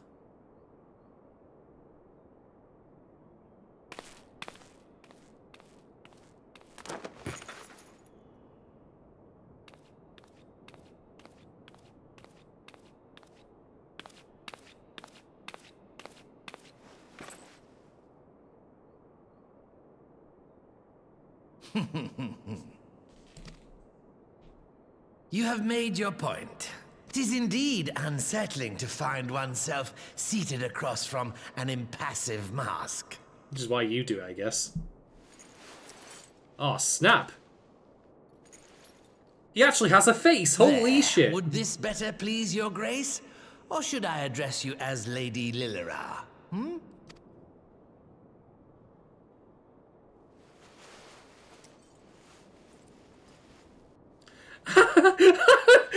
Just bounce back into shape. Purpose. I'm glad to see you found amusement in my little jest, Lord Lolorito, but shall we proceed to the business at hand? Of course he's a really good reliable. He's got golden eyes. I must say, I am most eager to hear your proposal. Simply put, I would aid the refugees camped in Thanalan in their efforts to return to Alamigo. The reparations you paid in the wake of your earlier misdemeanors will be used to fund the endeavor, together with the fortune seized from the late Teleji Adeleji's estate. Oh, I remember him. I'm glad he's dead. Fuck that guy. But this plan is not intended to benefit the displaced alone. I would make of this an investment which shall enrich Uldar and Alamigo both. And who better to consult on matters of profit than the wealthiest man in all of Thanalan? I beseech you then, Lord Lolorito, share with us your mercantile wisdom. Well, there's snark there, I like. Ah, 'twould seem your grace has matured beyond acts of earnest yet misplaced charity. Pray tell me more.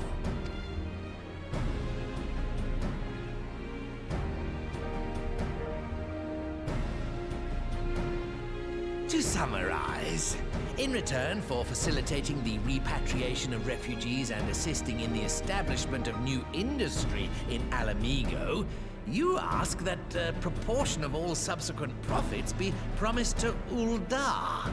Huh, I am impressed, Your Grace. 'Tis an elegant solution, albeit one lacking certain crucial details, specifically which industry and where. VTubers. How swiftly you identified the weakness in my plan, just as I knew you would. Your travels have taken you across the length and breadth of Gir Abania, and you know the land far better than I. Which of the settlements you visited would best provide a home for our refugees? Which has the greatest potential to flourish, given the appropriate investment? Well, if I recall correctly, wasn't there one for quarry that wasn't used anymore?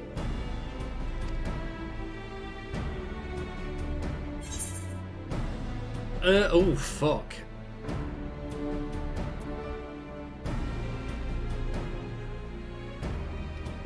Yeah, I'll say Gary because, yeah, it's right next to a fucking, like, yeah, it's like next to a colliery, like it's, you know, full of natural minerals. Makes sense to me. Yes, if a stable trade route can be established between Uldar and Alamigo, then Alagiri would once more become an important waypoint. But while such growth would greatly benefit its current residents, I'm afraid it could sustain little beyond that.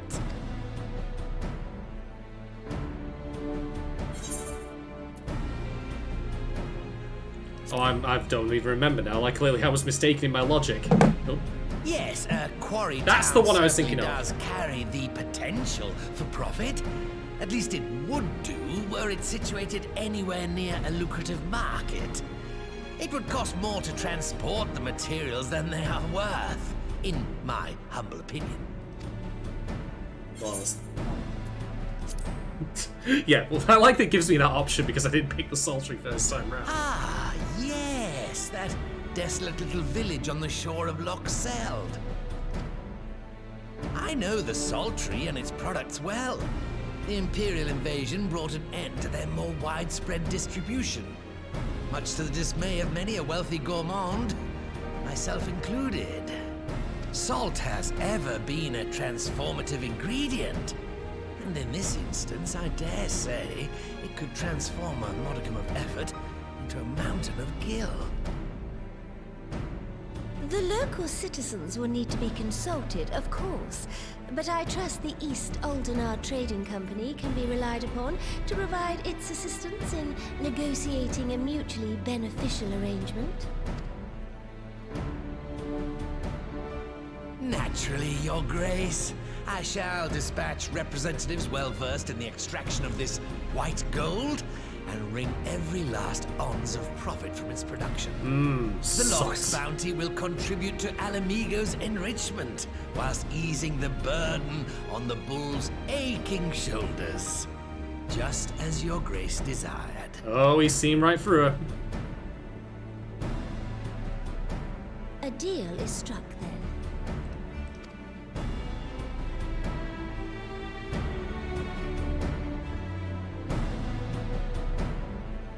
I admit I completely forgot about the sorceries, to be quite honest. I didn't view it as all that valuable, but then again. The only thing I really know about Souls is it comes from bad fighting game players, myself included.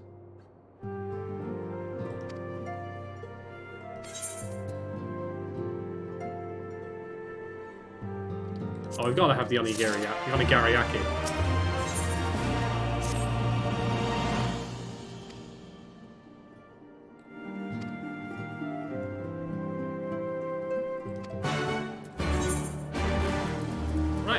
To the Alamigan Claw then.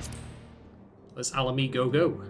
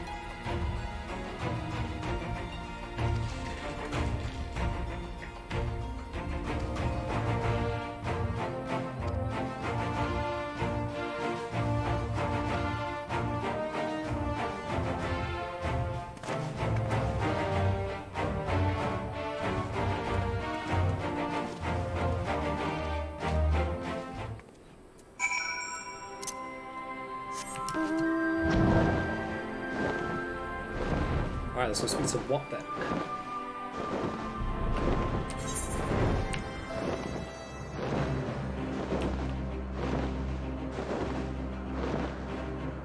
Yeah, he was that chap we found in the middle of the ruins. We were trying to break into the city, weren't we?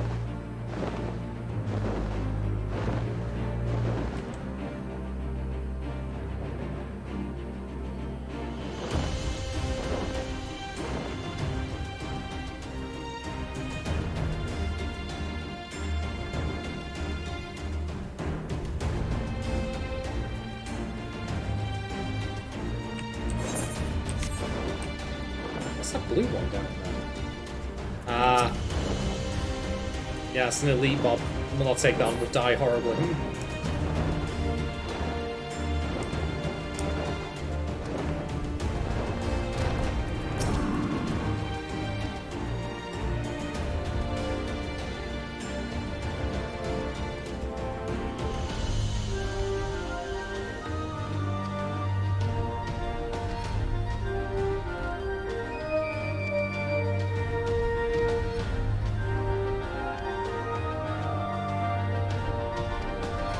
Oh, absolutely. Let's get killing some beasties, as he says.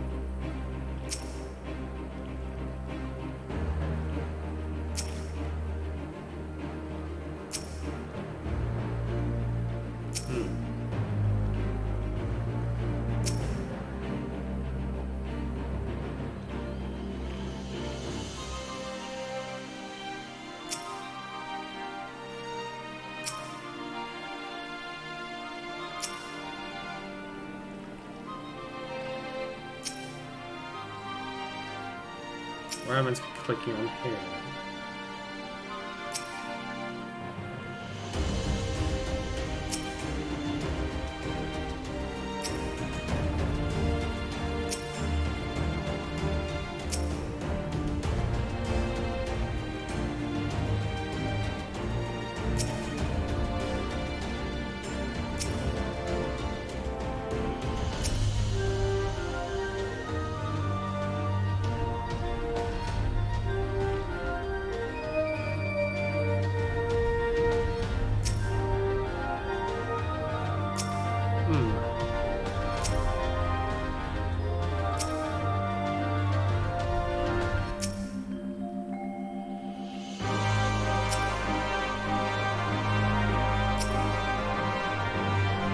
Yeah, I'm legit unsure about this.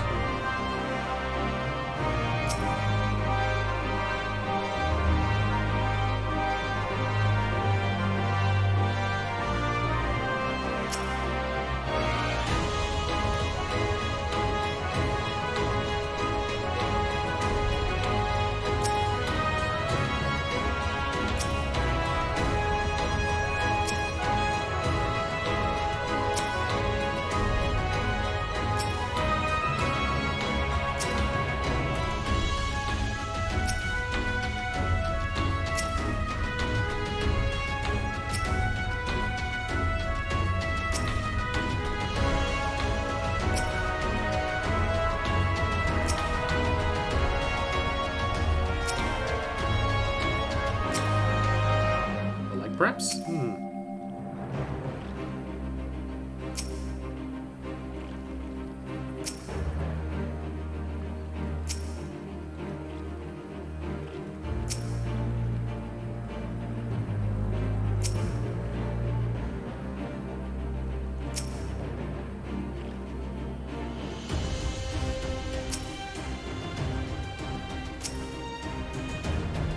This is not being immediately obvious, actually, let's be quite honest.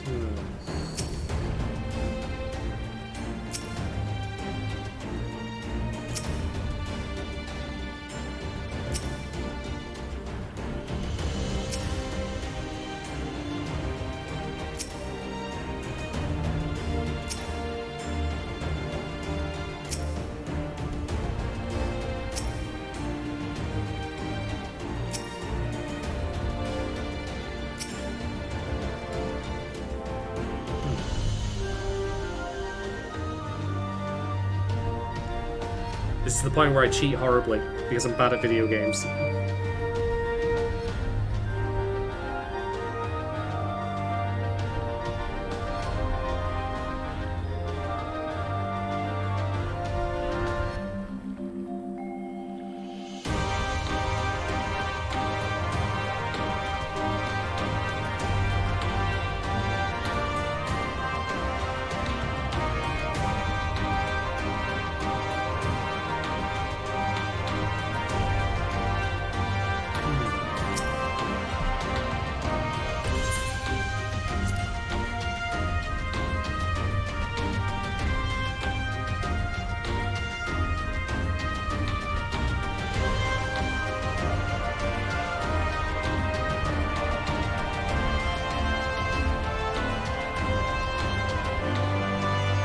Right.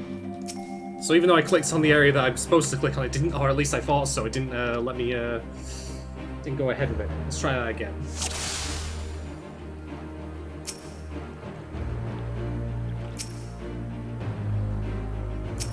There we go. I'm sure I clicked on that at least a couple of times, but never mind.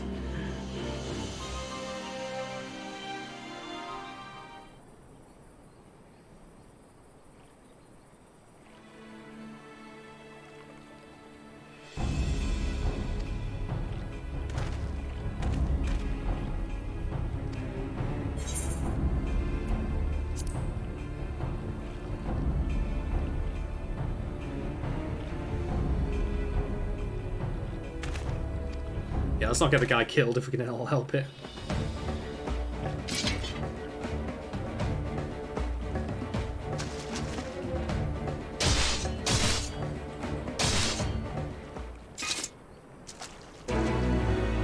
Do do do do.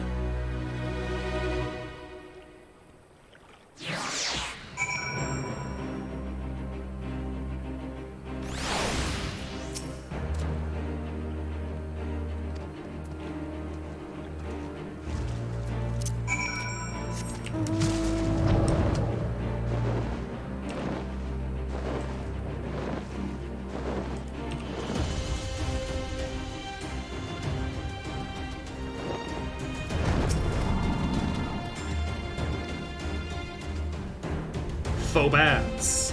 Faux bats. Alright.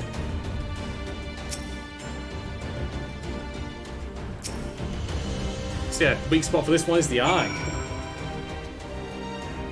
Again, freely admit I cheated on that one. I was like, oh god, I'm faffing around with this. It's boring and uninteresting. No one wants to see me faff around with this.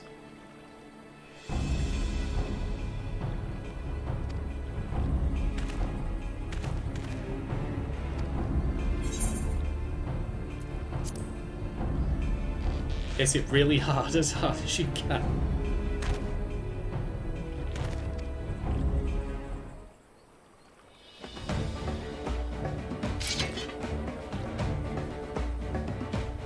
How many fingers am I holding up? Ow, my face! This is fucking flan face. It's great.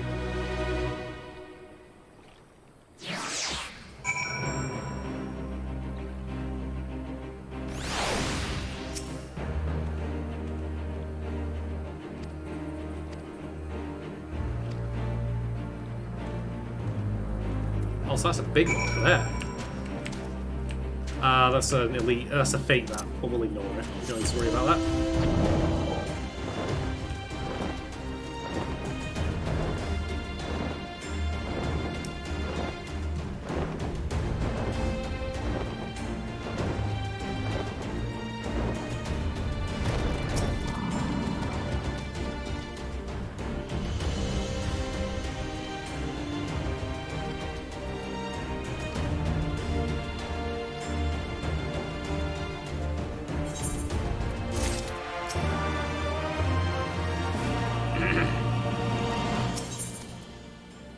Ooh, yeah, weapons as well. Nice.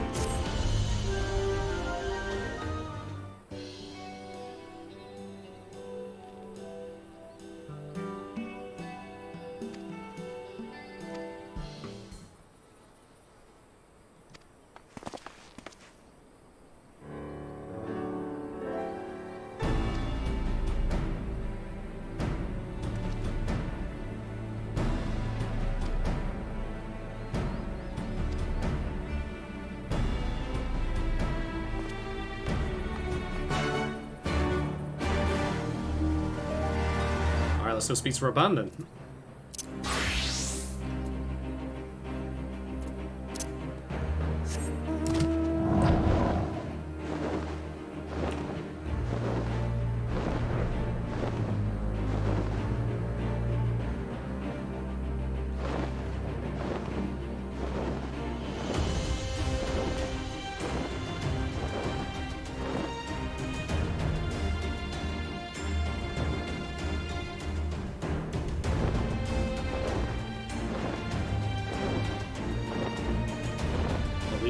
All the evil blue frogs and floating fish. I mean, when you go outside of Ulvar, you've got level 1 hornets and deadly squirrels. You're outside of Alamigo and you've got all the fucking nasties here. It's crazy.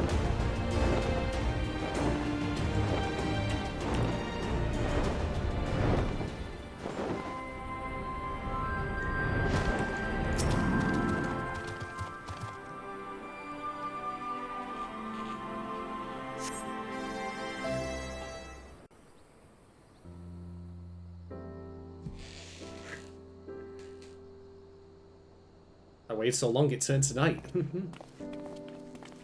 Hey! Apologies for the wait. Ah, it's alright. People are screaming for the butcher's blood again. No sooner have we broken up one mob than another forms. Thankfully, all have been amenable to reason, thus far. But it is no concern of yours. We must speak of the men Arenvald and his comrades apprehended in the peaks. By their uniforms, the captives were first judged to be Imperial troops. But after further investigation, their true identities came to light. I dare say you remember Yuyuhasi and Laurentius, the fugitives who conspired with Captain Ilberd in the Crystal Brave's betrayal. Oh, well, yes! It would seem they followed him all the way to the wall. It was they who orchestrated the slaughter of the resistance fighters prior to the Griffin's infernal ritual. Oh, God. Even after Were it Shinryu's in been your destroyed... hands, how would you punish these men?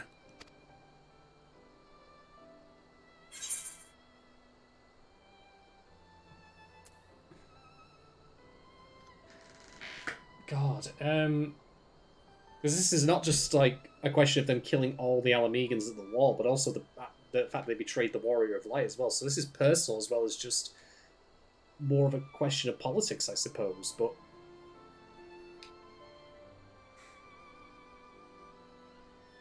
I can't in good conscience say that I'd execute them, to be honest. Like, my personal philosophy is that the death penalty is generally shit and doesn't really accomplish much, relatively speaking. Like, you'd be better off letting people rot in cells for the rest of their days, really, if you wanted to get the hardest punishment.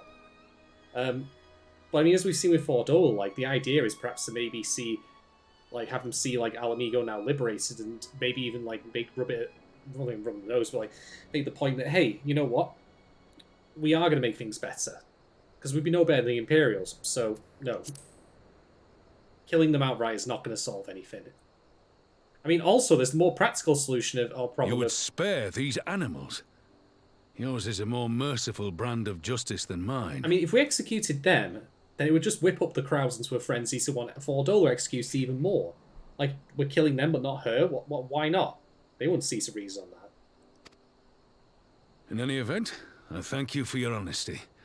When the time comes for the Alliance to pass judgment, I'll see that your opinion is heard. Well, that concludes our business here.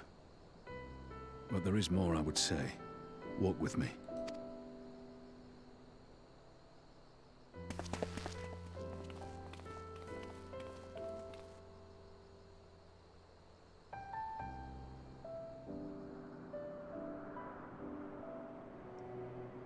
It's a shame that Alamigo doesn't have more, like, details on its interior to make it feel like a more living, breathing area. I bear a share of the blame for Ilbert's atrocities.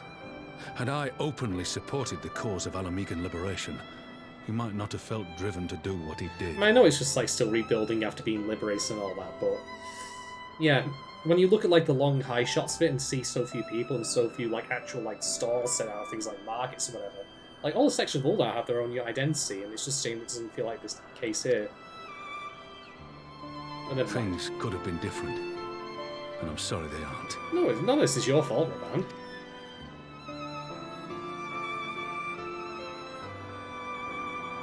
But even after all that has happened, my homeland is free.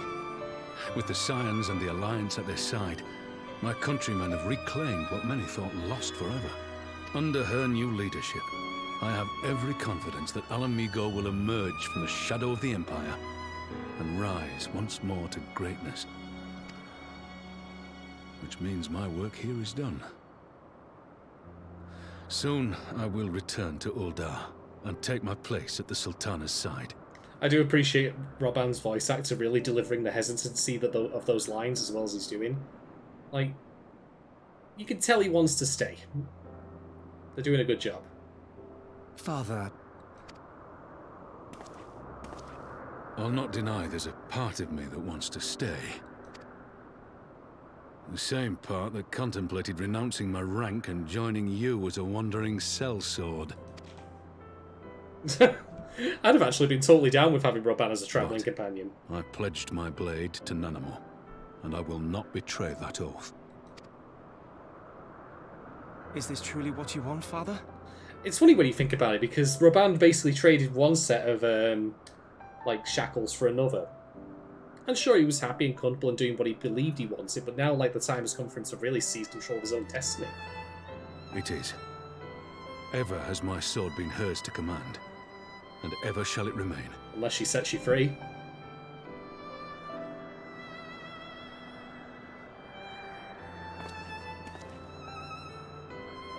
Thank you for lending an ear. When all the rest are clamoring for me to stay, I trust you'll send me on my way.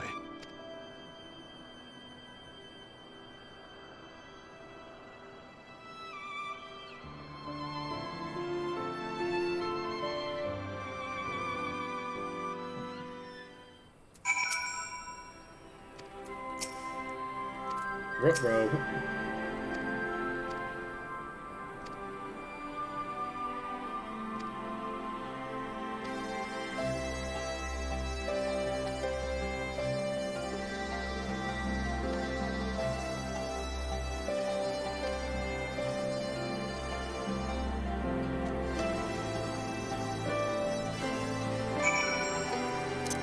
Never easy, is it?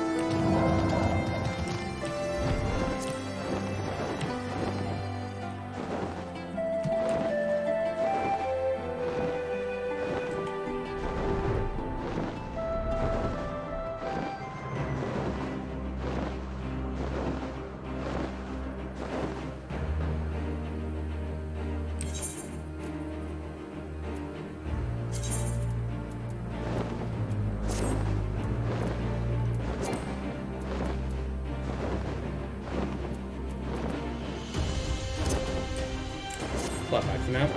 We'll sort gear all of the time, not worrying really about it right now.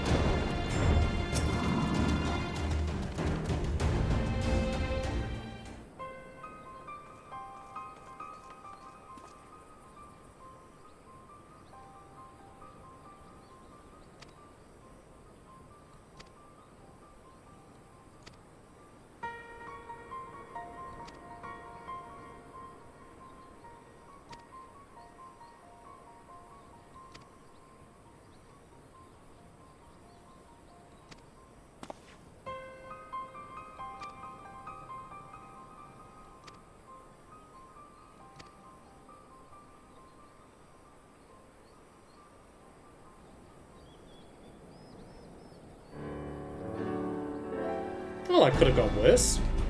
It's often I get to say that when watching this game. Oh, come on, Robban, you can do better than that. They're actual state people. Come on, dude. Dude. Oh, dear.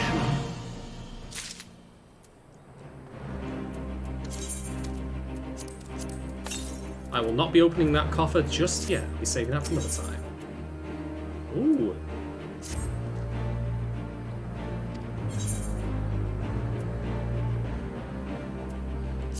I'll be open-minded on this.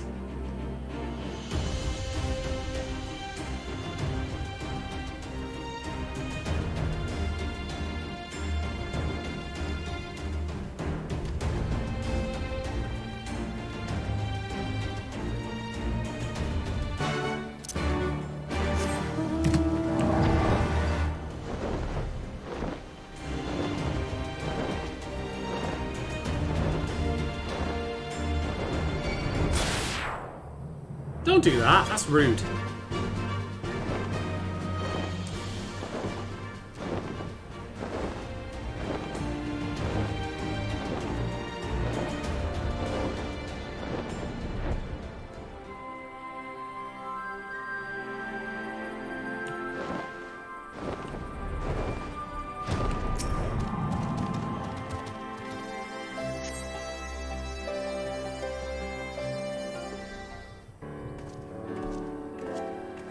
Hey, your shoulders here as well. Which might finally get to do something this expansion, rather than spending the entirety in bed.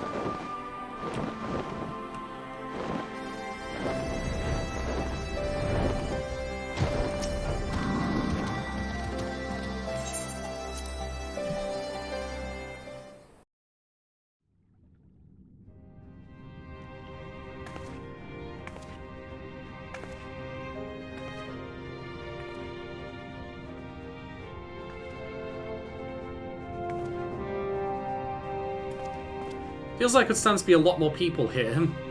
Also, who's that rabbit fellow? I don't recognise him. Unless my memory's going completely shit, but... Thank you all for coming. I am Lise Hext, and I speak for the Resistance. Among you are village elders, refugee leaders, envoys from the Ananta and the Kikern. You've come from every corner. Oh, of I remember Warui them. They were to from the help very decide beginning the future of of Alameda. Stormblood. But before that, I want to ask you a question. What was the first thing you noticed when you came in?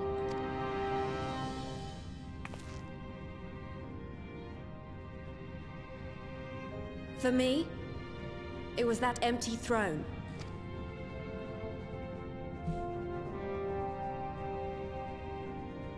It has no one to sit on it now. No viceroy, no king. And this is where a joke scene happens where, I don't know, like my character's just having a snooze in it. Would any of you like to take their place? Or should someone else sit there? Tear the damn thing down. Then let's sit here in a circle, as equals. And I hope, as friends. Like, I know Lisa says she's not a good leader and all that, like she can't calm down a baying mob, but she's got her moments, certainly. She's really put a lot of thought into this.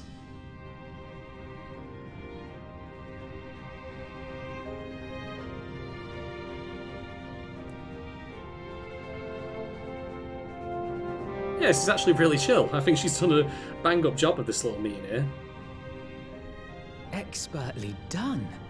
Lys has removed monarchy as a choice early in the game and positioned them to consider a joint government. That's exactly how it should be. I would say events have got off to a fine start. And now you've cursed Alphino, things are going to go to hell in a handbasket very quickly.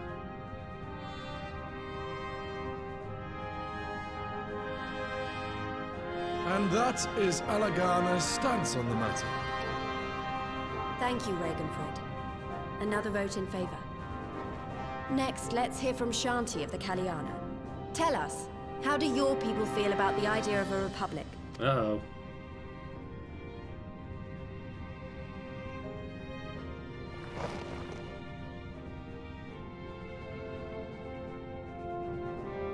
The Ananta wish only that those who dwell within Gia Abania devote themselves to our faith. Well, whoa dear, it's all gone to shit. You shall all worship Sri Lakshmi! Do I have to put her down again? Everyone's just very confused right now. Lady of Bliss, grace us once more with your beauteous visage! Everyone else, if you want to kind of leave, like, right now.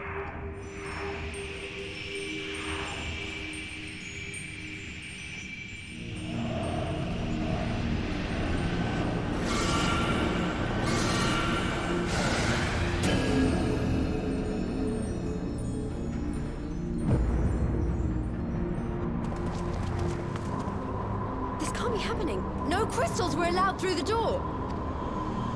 We can worry about the how of it later. We need to evacuate these people right now, or the Primal will make thralls of them all. It's up to us.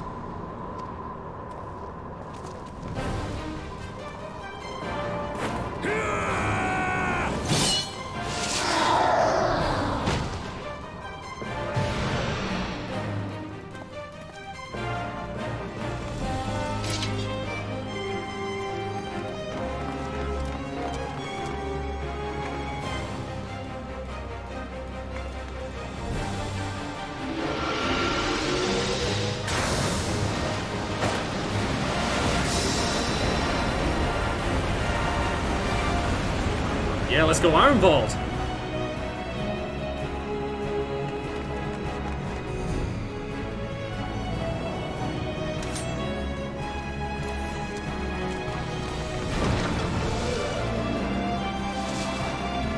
God damn it! The guards were already turned! Fools!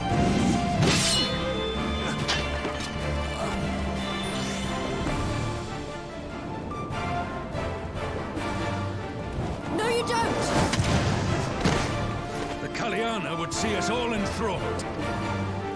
Then they're going to be sorely disappointed. We have the Warrior of Light and Arenvold to shield us.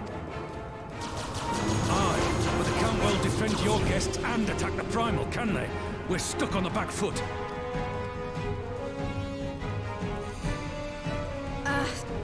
All right, I think I have an idea. Keep these people safe, General. I'll be back as soon as I can.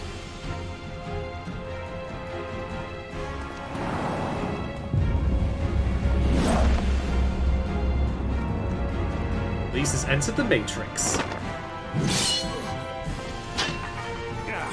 Whatever she's about, she'd best make it quick.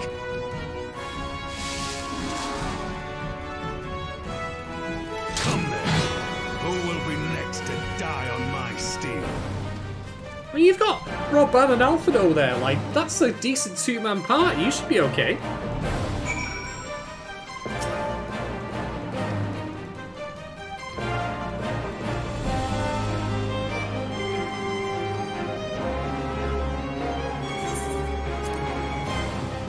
All right. Don't let them get involved. Okay, got it.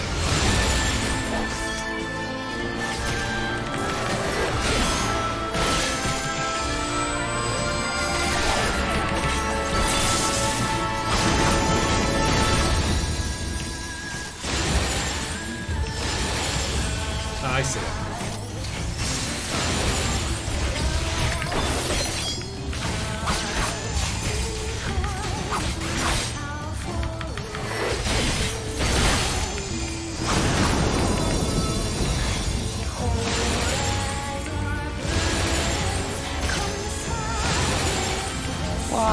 I offer you peace and serenity.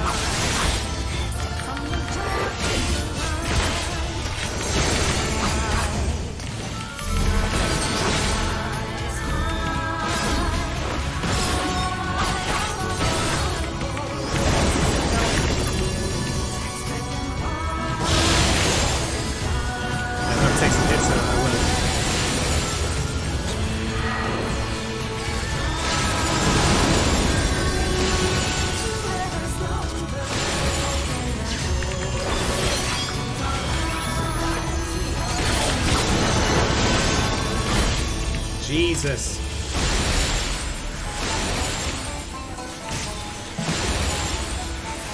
I've also got those two.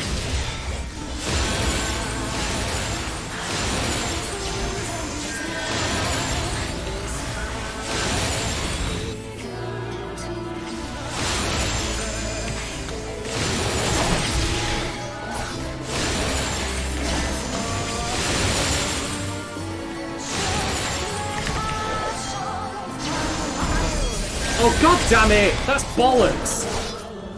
Ah! Fuck that. Iron Valve was supposed to be covering that side from what I gathered, so... right, fine. Do this again.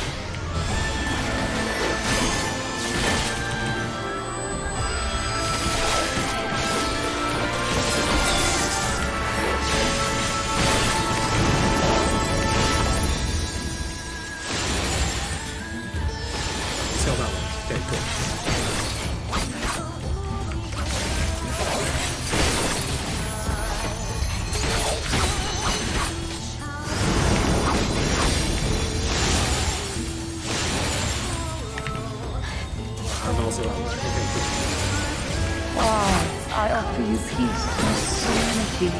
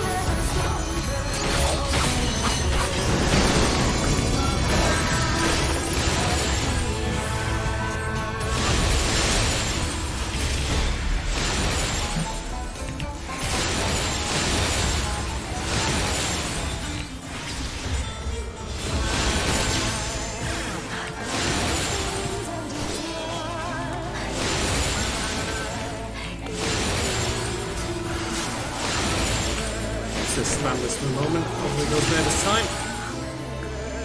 Alright, Iron Ball's that one. No, I've got that one. Never mind. I shall free you from your hate!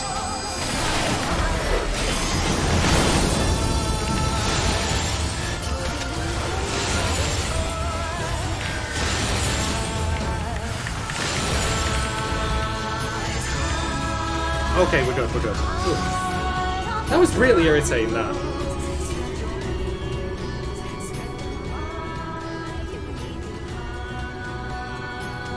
Damn it all! It's only a matter of time before we miss one. Good thing that never happened, eh?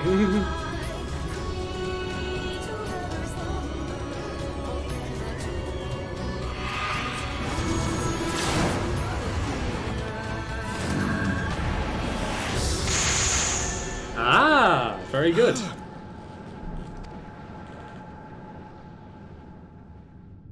What of it? Do you want to kill this thing or not?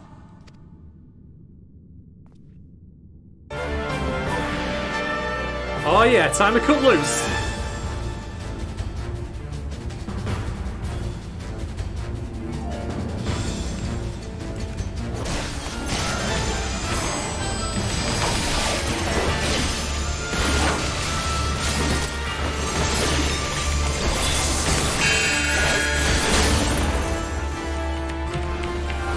Can we not move close to each other, please? What the hell is going on here? Oh, never mind. Alright, we're good.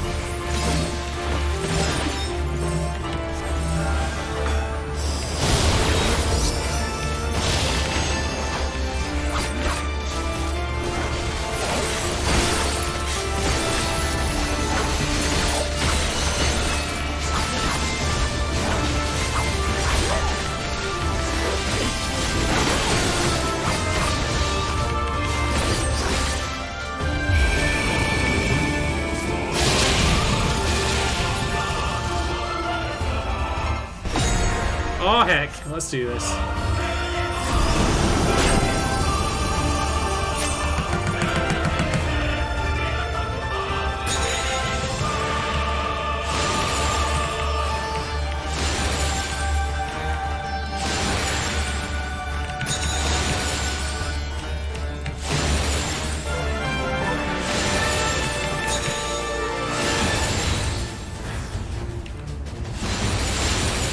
At least $4 helping out with this.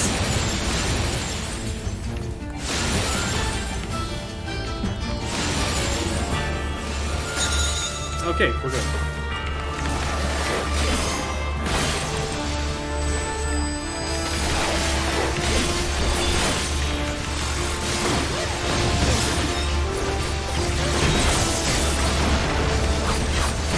Do not your souls weigh heavy?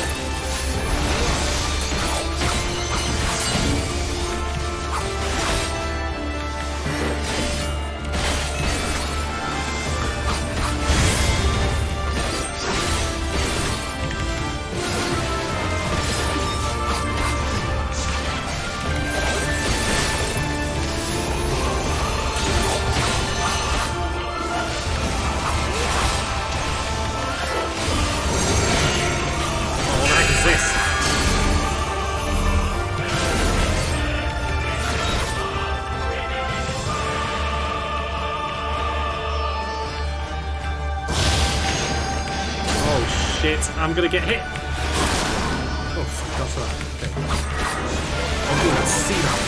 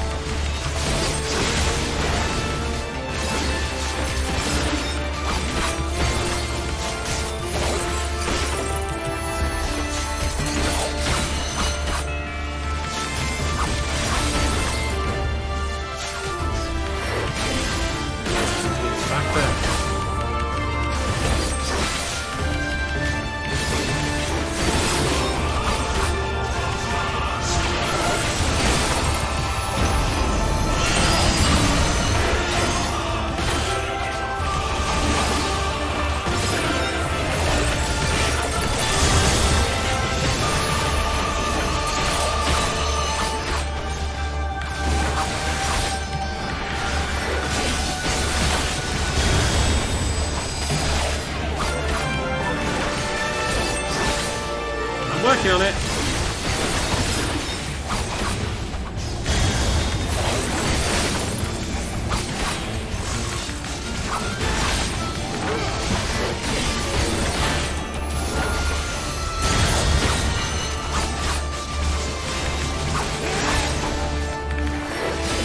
Here it comes!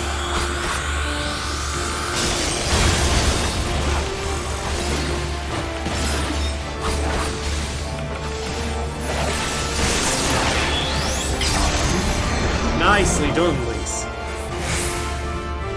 Oh, thank God for that.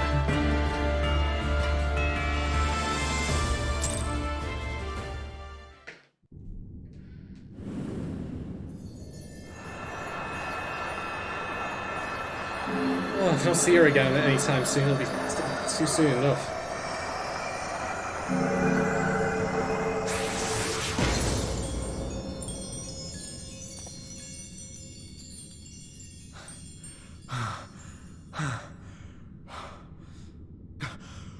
We did it! We beat...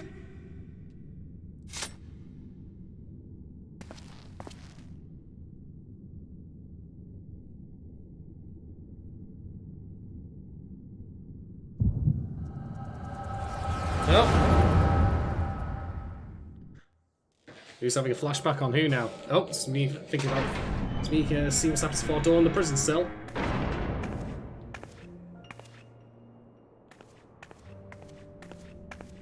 Ah, this is what happened just a moment ago.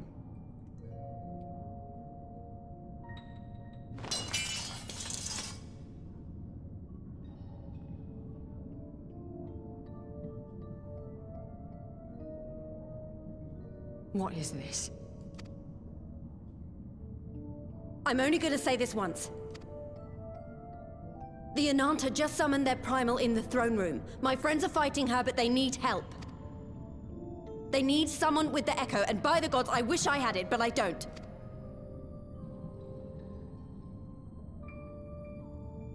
I told you before that you still had time, but things have changed. I need your answer now. You can end it like Xenos, or you can fight for Alamigo. Your choice.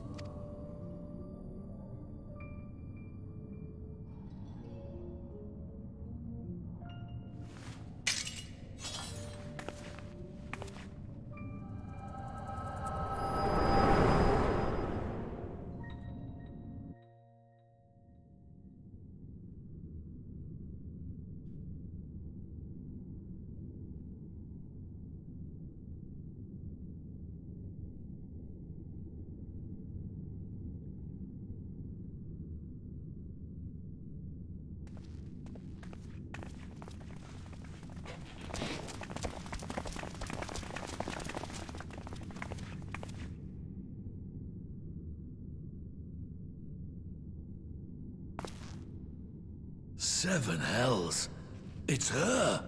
The Butcher.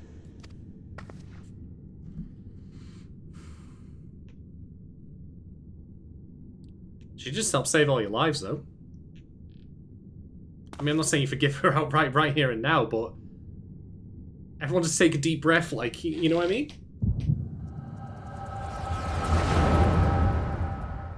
Everyone gets a flashback today.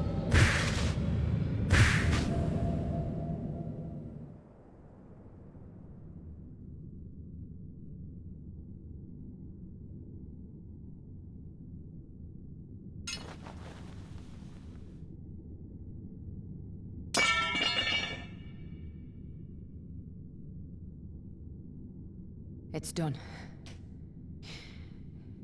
Take me back to my cell.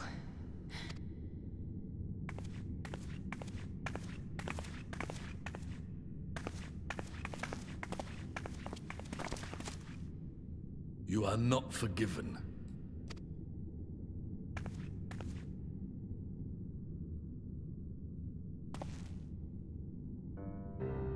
Not you.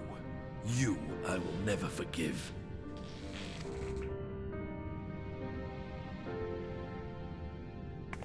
But I will thank you. Figured he might say that.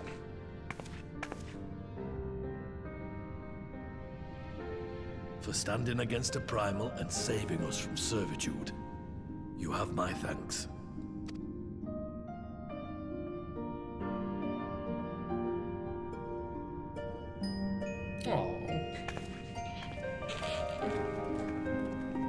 Maybe in time forgiveness will be a possibility. It'd be nice. It's gonna take a long road to get there. It's not something that'll happen overnight, but well, I mean, hey, we saw that in Evan's Ward.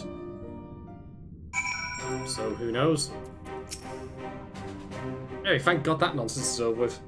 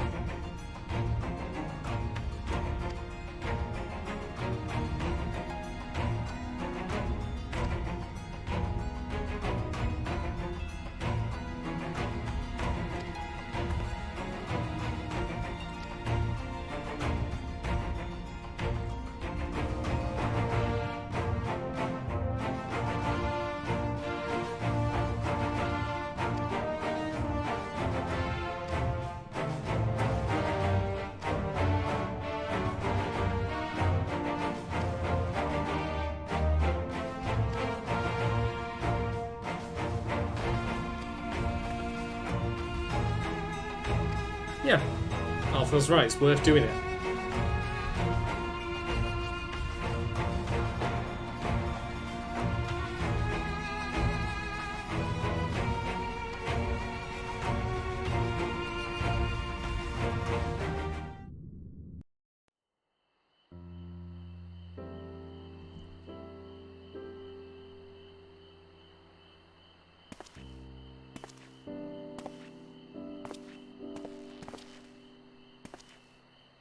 A fine spot to contemplate the heavens.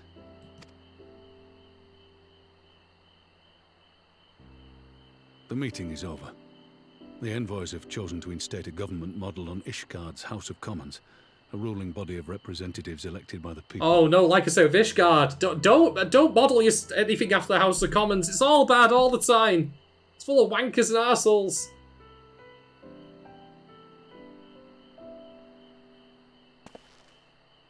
It is a fair decision, and one which signals the end of my part in all this. But I would gaze upon Girabania's stars one last time before I leave.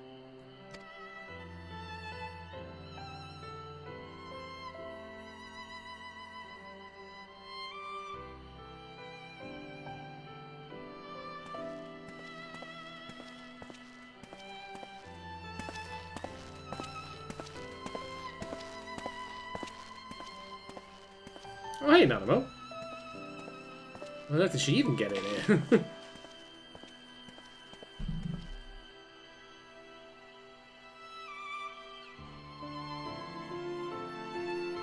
Yeah, I really like that, by the way, that there's no dialogue exchange between my character and her at this moment, because we know what she's about to do. It's not something that needs to be said out loud, it's just like a thing like, yeah, you know, we'll let them have their moment, Raban and Animo. And she's probably going to do what I suspected, which is to release him from her service.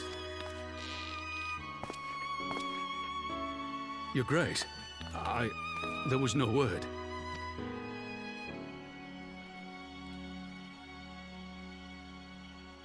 Rabun Aldin, you are hereby dismissed as General of the Immortal Flames and relieved of your seat on the Syndicate. Might as well cut straight to it, yeah.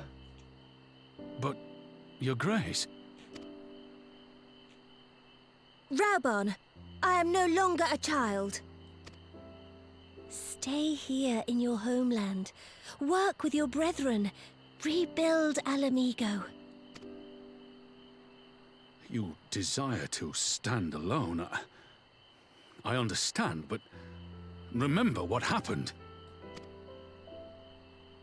I remember full well the consequences of my naivety.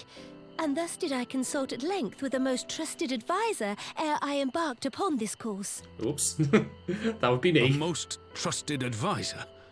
And what of me? Am I no longer deserving of your confidence? What trust can can there be between us when you withhold the truth from me?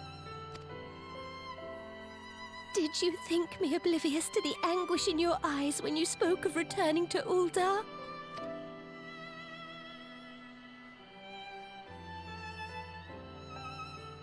For years and years, we have trusted one another. Yet now you refuse to confess your heart's desire? Aww. I'm getting flashbacks to like that scene between them in I swore an oath to you that day in on Realm the Reborn. sands. I pledged my sword. Where she wept in his arms because she felt trapped but being able to do anything. Now the same exact thing, but she's weeping because she has something she can do. To let him go, let him be free at last. And all Raban's has got like his hollow excuses. Well. But in Pippin you have forged a new sword, as sharp and deadly as the blade you bequeathed him. I will show you a Sultana who can wield every weapon at her disposal, including Lolorito and his monetarist cronies. But as I say, put the Lalafell Monopoly man in jail where he belongs. Don't give him a pair of dice of roller doubles to get out with. So follow your heart, please. You are home. You are free.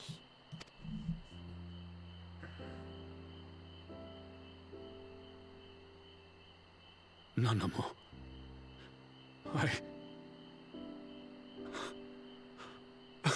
Even a big man like Roban can cry. I appreciate that.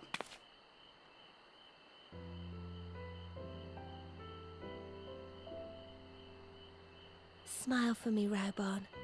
I would have this parting be a joyous one.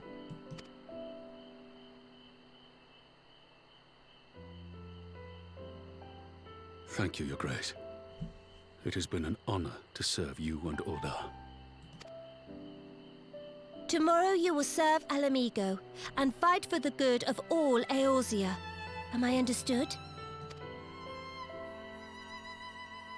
Yes, Your Grace.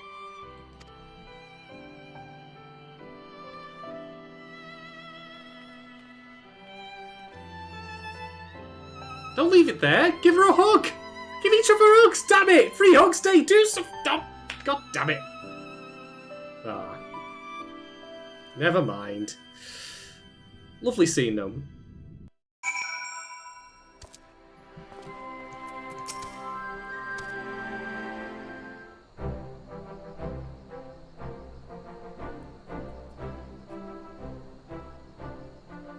Thanks for shielding us from Lakshmi, you two. If you hadn't been there, the rest of us would be worshipping her by now. You're kind to include me, Lise, but we both know who did most of the work. I could scarce keep track of the battle, let alone land a telling blow. You still did pretty well, Arenval. Give yourself credit, mate. You deserve it. No shame in admitting it. The Warrior of Light has put far better men than me in the shade. Hey, I completely cocked up the juicy by not absorbing all the ether spheres first time around, so, you know. Did I mention that I encountered the Sultana in the palace? It would seem Her Grace has come to Girabania to oversee the final stages of her relocation project. She was in search of General Oldin, and I directed her to the rooftop garden. I do hope he was still there. Are you in the habit of gossiping about the affairs of royalty, Master Leveilleur? Everyone's dunking on Alphado. Not, Your Grace. I was merely informing my companions. I love it. Every time he gets dunked on, it's just great. Be at ease, Alphano. 'Twas only a jest.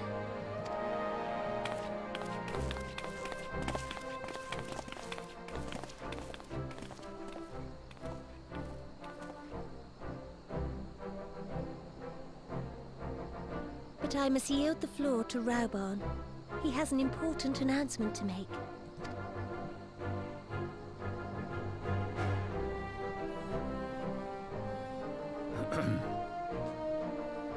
As of yesternight, I have been relieved of my post in the Immortal Flames and the Syndicate both.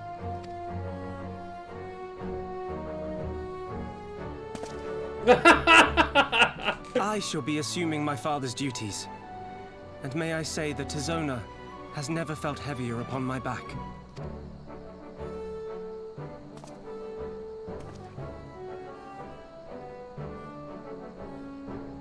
Twould seem I am in need of employment. Mayhap one of my old acquaintances can introduce me to a mercenary company or some such. You may be getting on in years, Father, but you'd struggle to find a band of sellswords who wouldn't snap your hand off. Your remaining hand.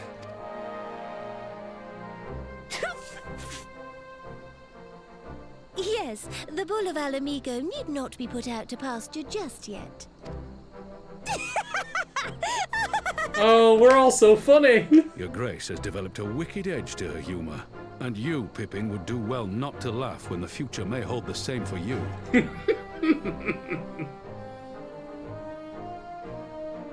So, does this mean you're staying? Aye. That seems to be the way of it.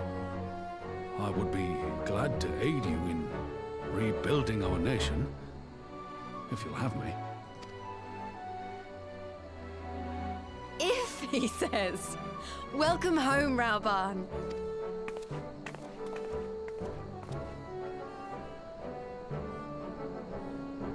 And shake. And shake.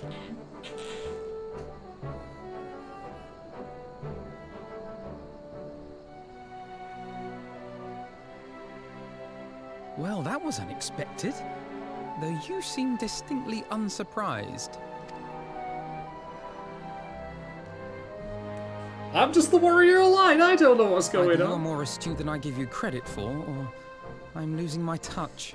In any event, one thing is certain. Alamigo will rejoice at the homecoming of her dearest son.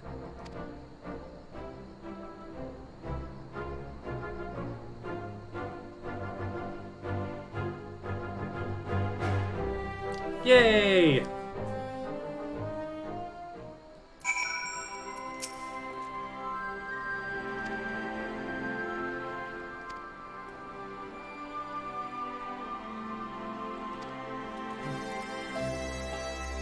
Well, it'd be rude not to say goodbye.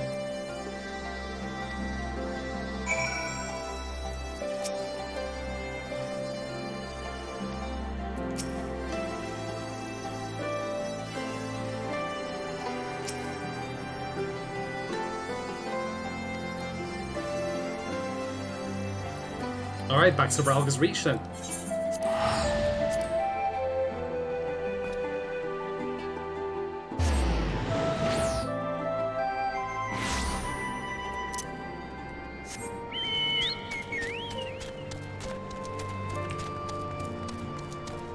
Yeah, those are good scenes between Braban and Nanamo. Like, we've known them for so long, and to see the story come to conclusion this way, it feels very natural for both of them. They both advanced as people, like, Braban's found his place at last, and a true sense of freedom without feeling indebted to either Nanamo or being a slave outright. And she herself has grown up substantially in terms of being able to handle, like, the responsibilities of leadership and, well, the general scumbaggery and skullduggery of Uldar. So, yay, everyone's grown as a character. Character arcs for all, even Fordola gets one.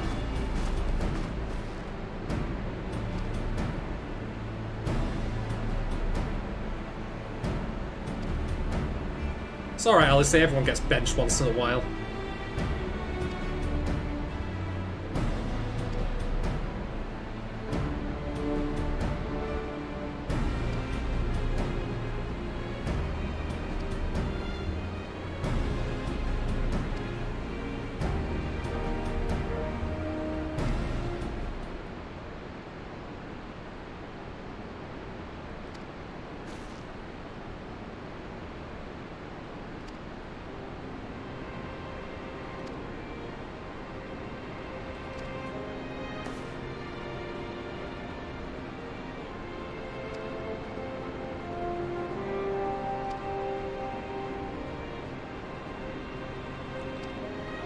You do far worse than Rawban, to be fair.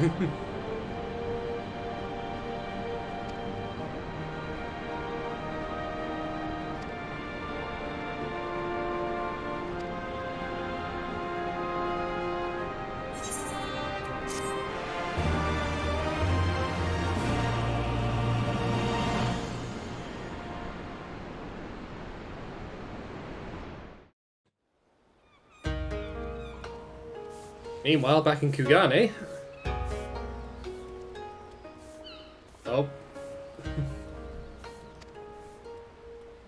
He lost his painted beach ball, though, unfortunately.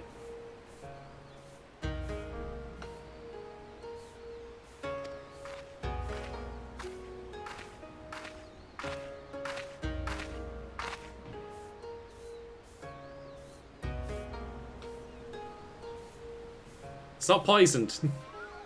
It's not poisoned, I promise.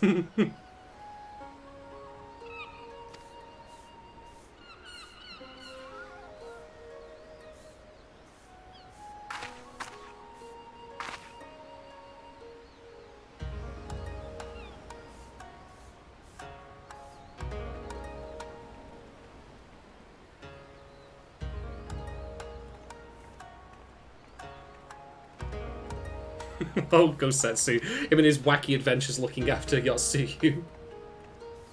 But yeah, looks like we're going to head back towards Kugane and Doma for the next set quests after this one.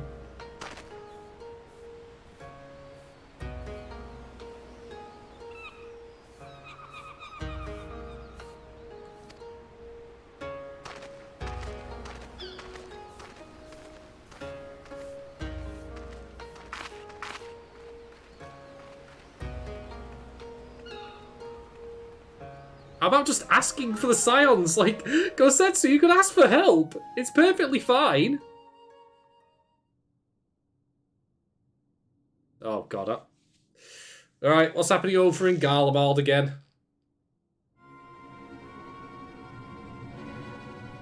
Yeah, did you watch that show last night? Yeah, it was pretty funny. I quite enjoyed it. Yeah. Oh.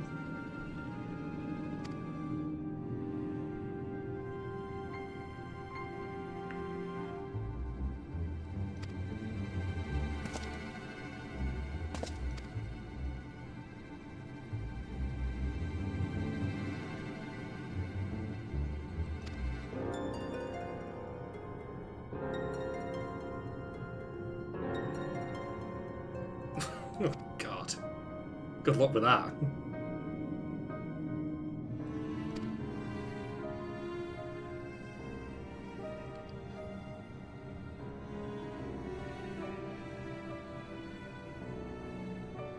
Who's this guy?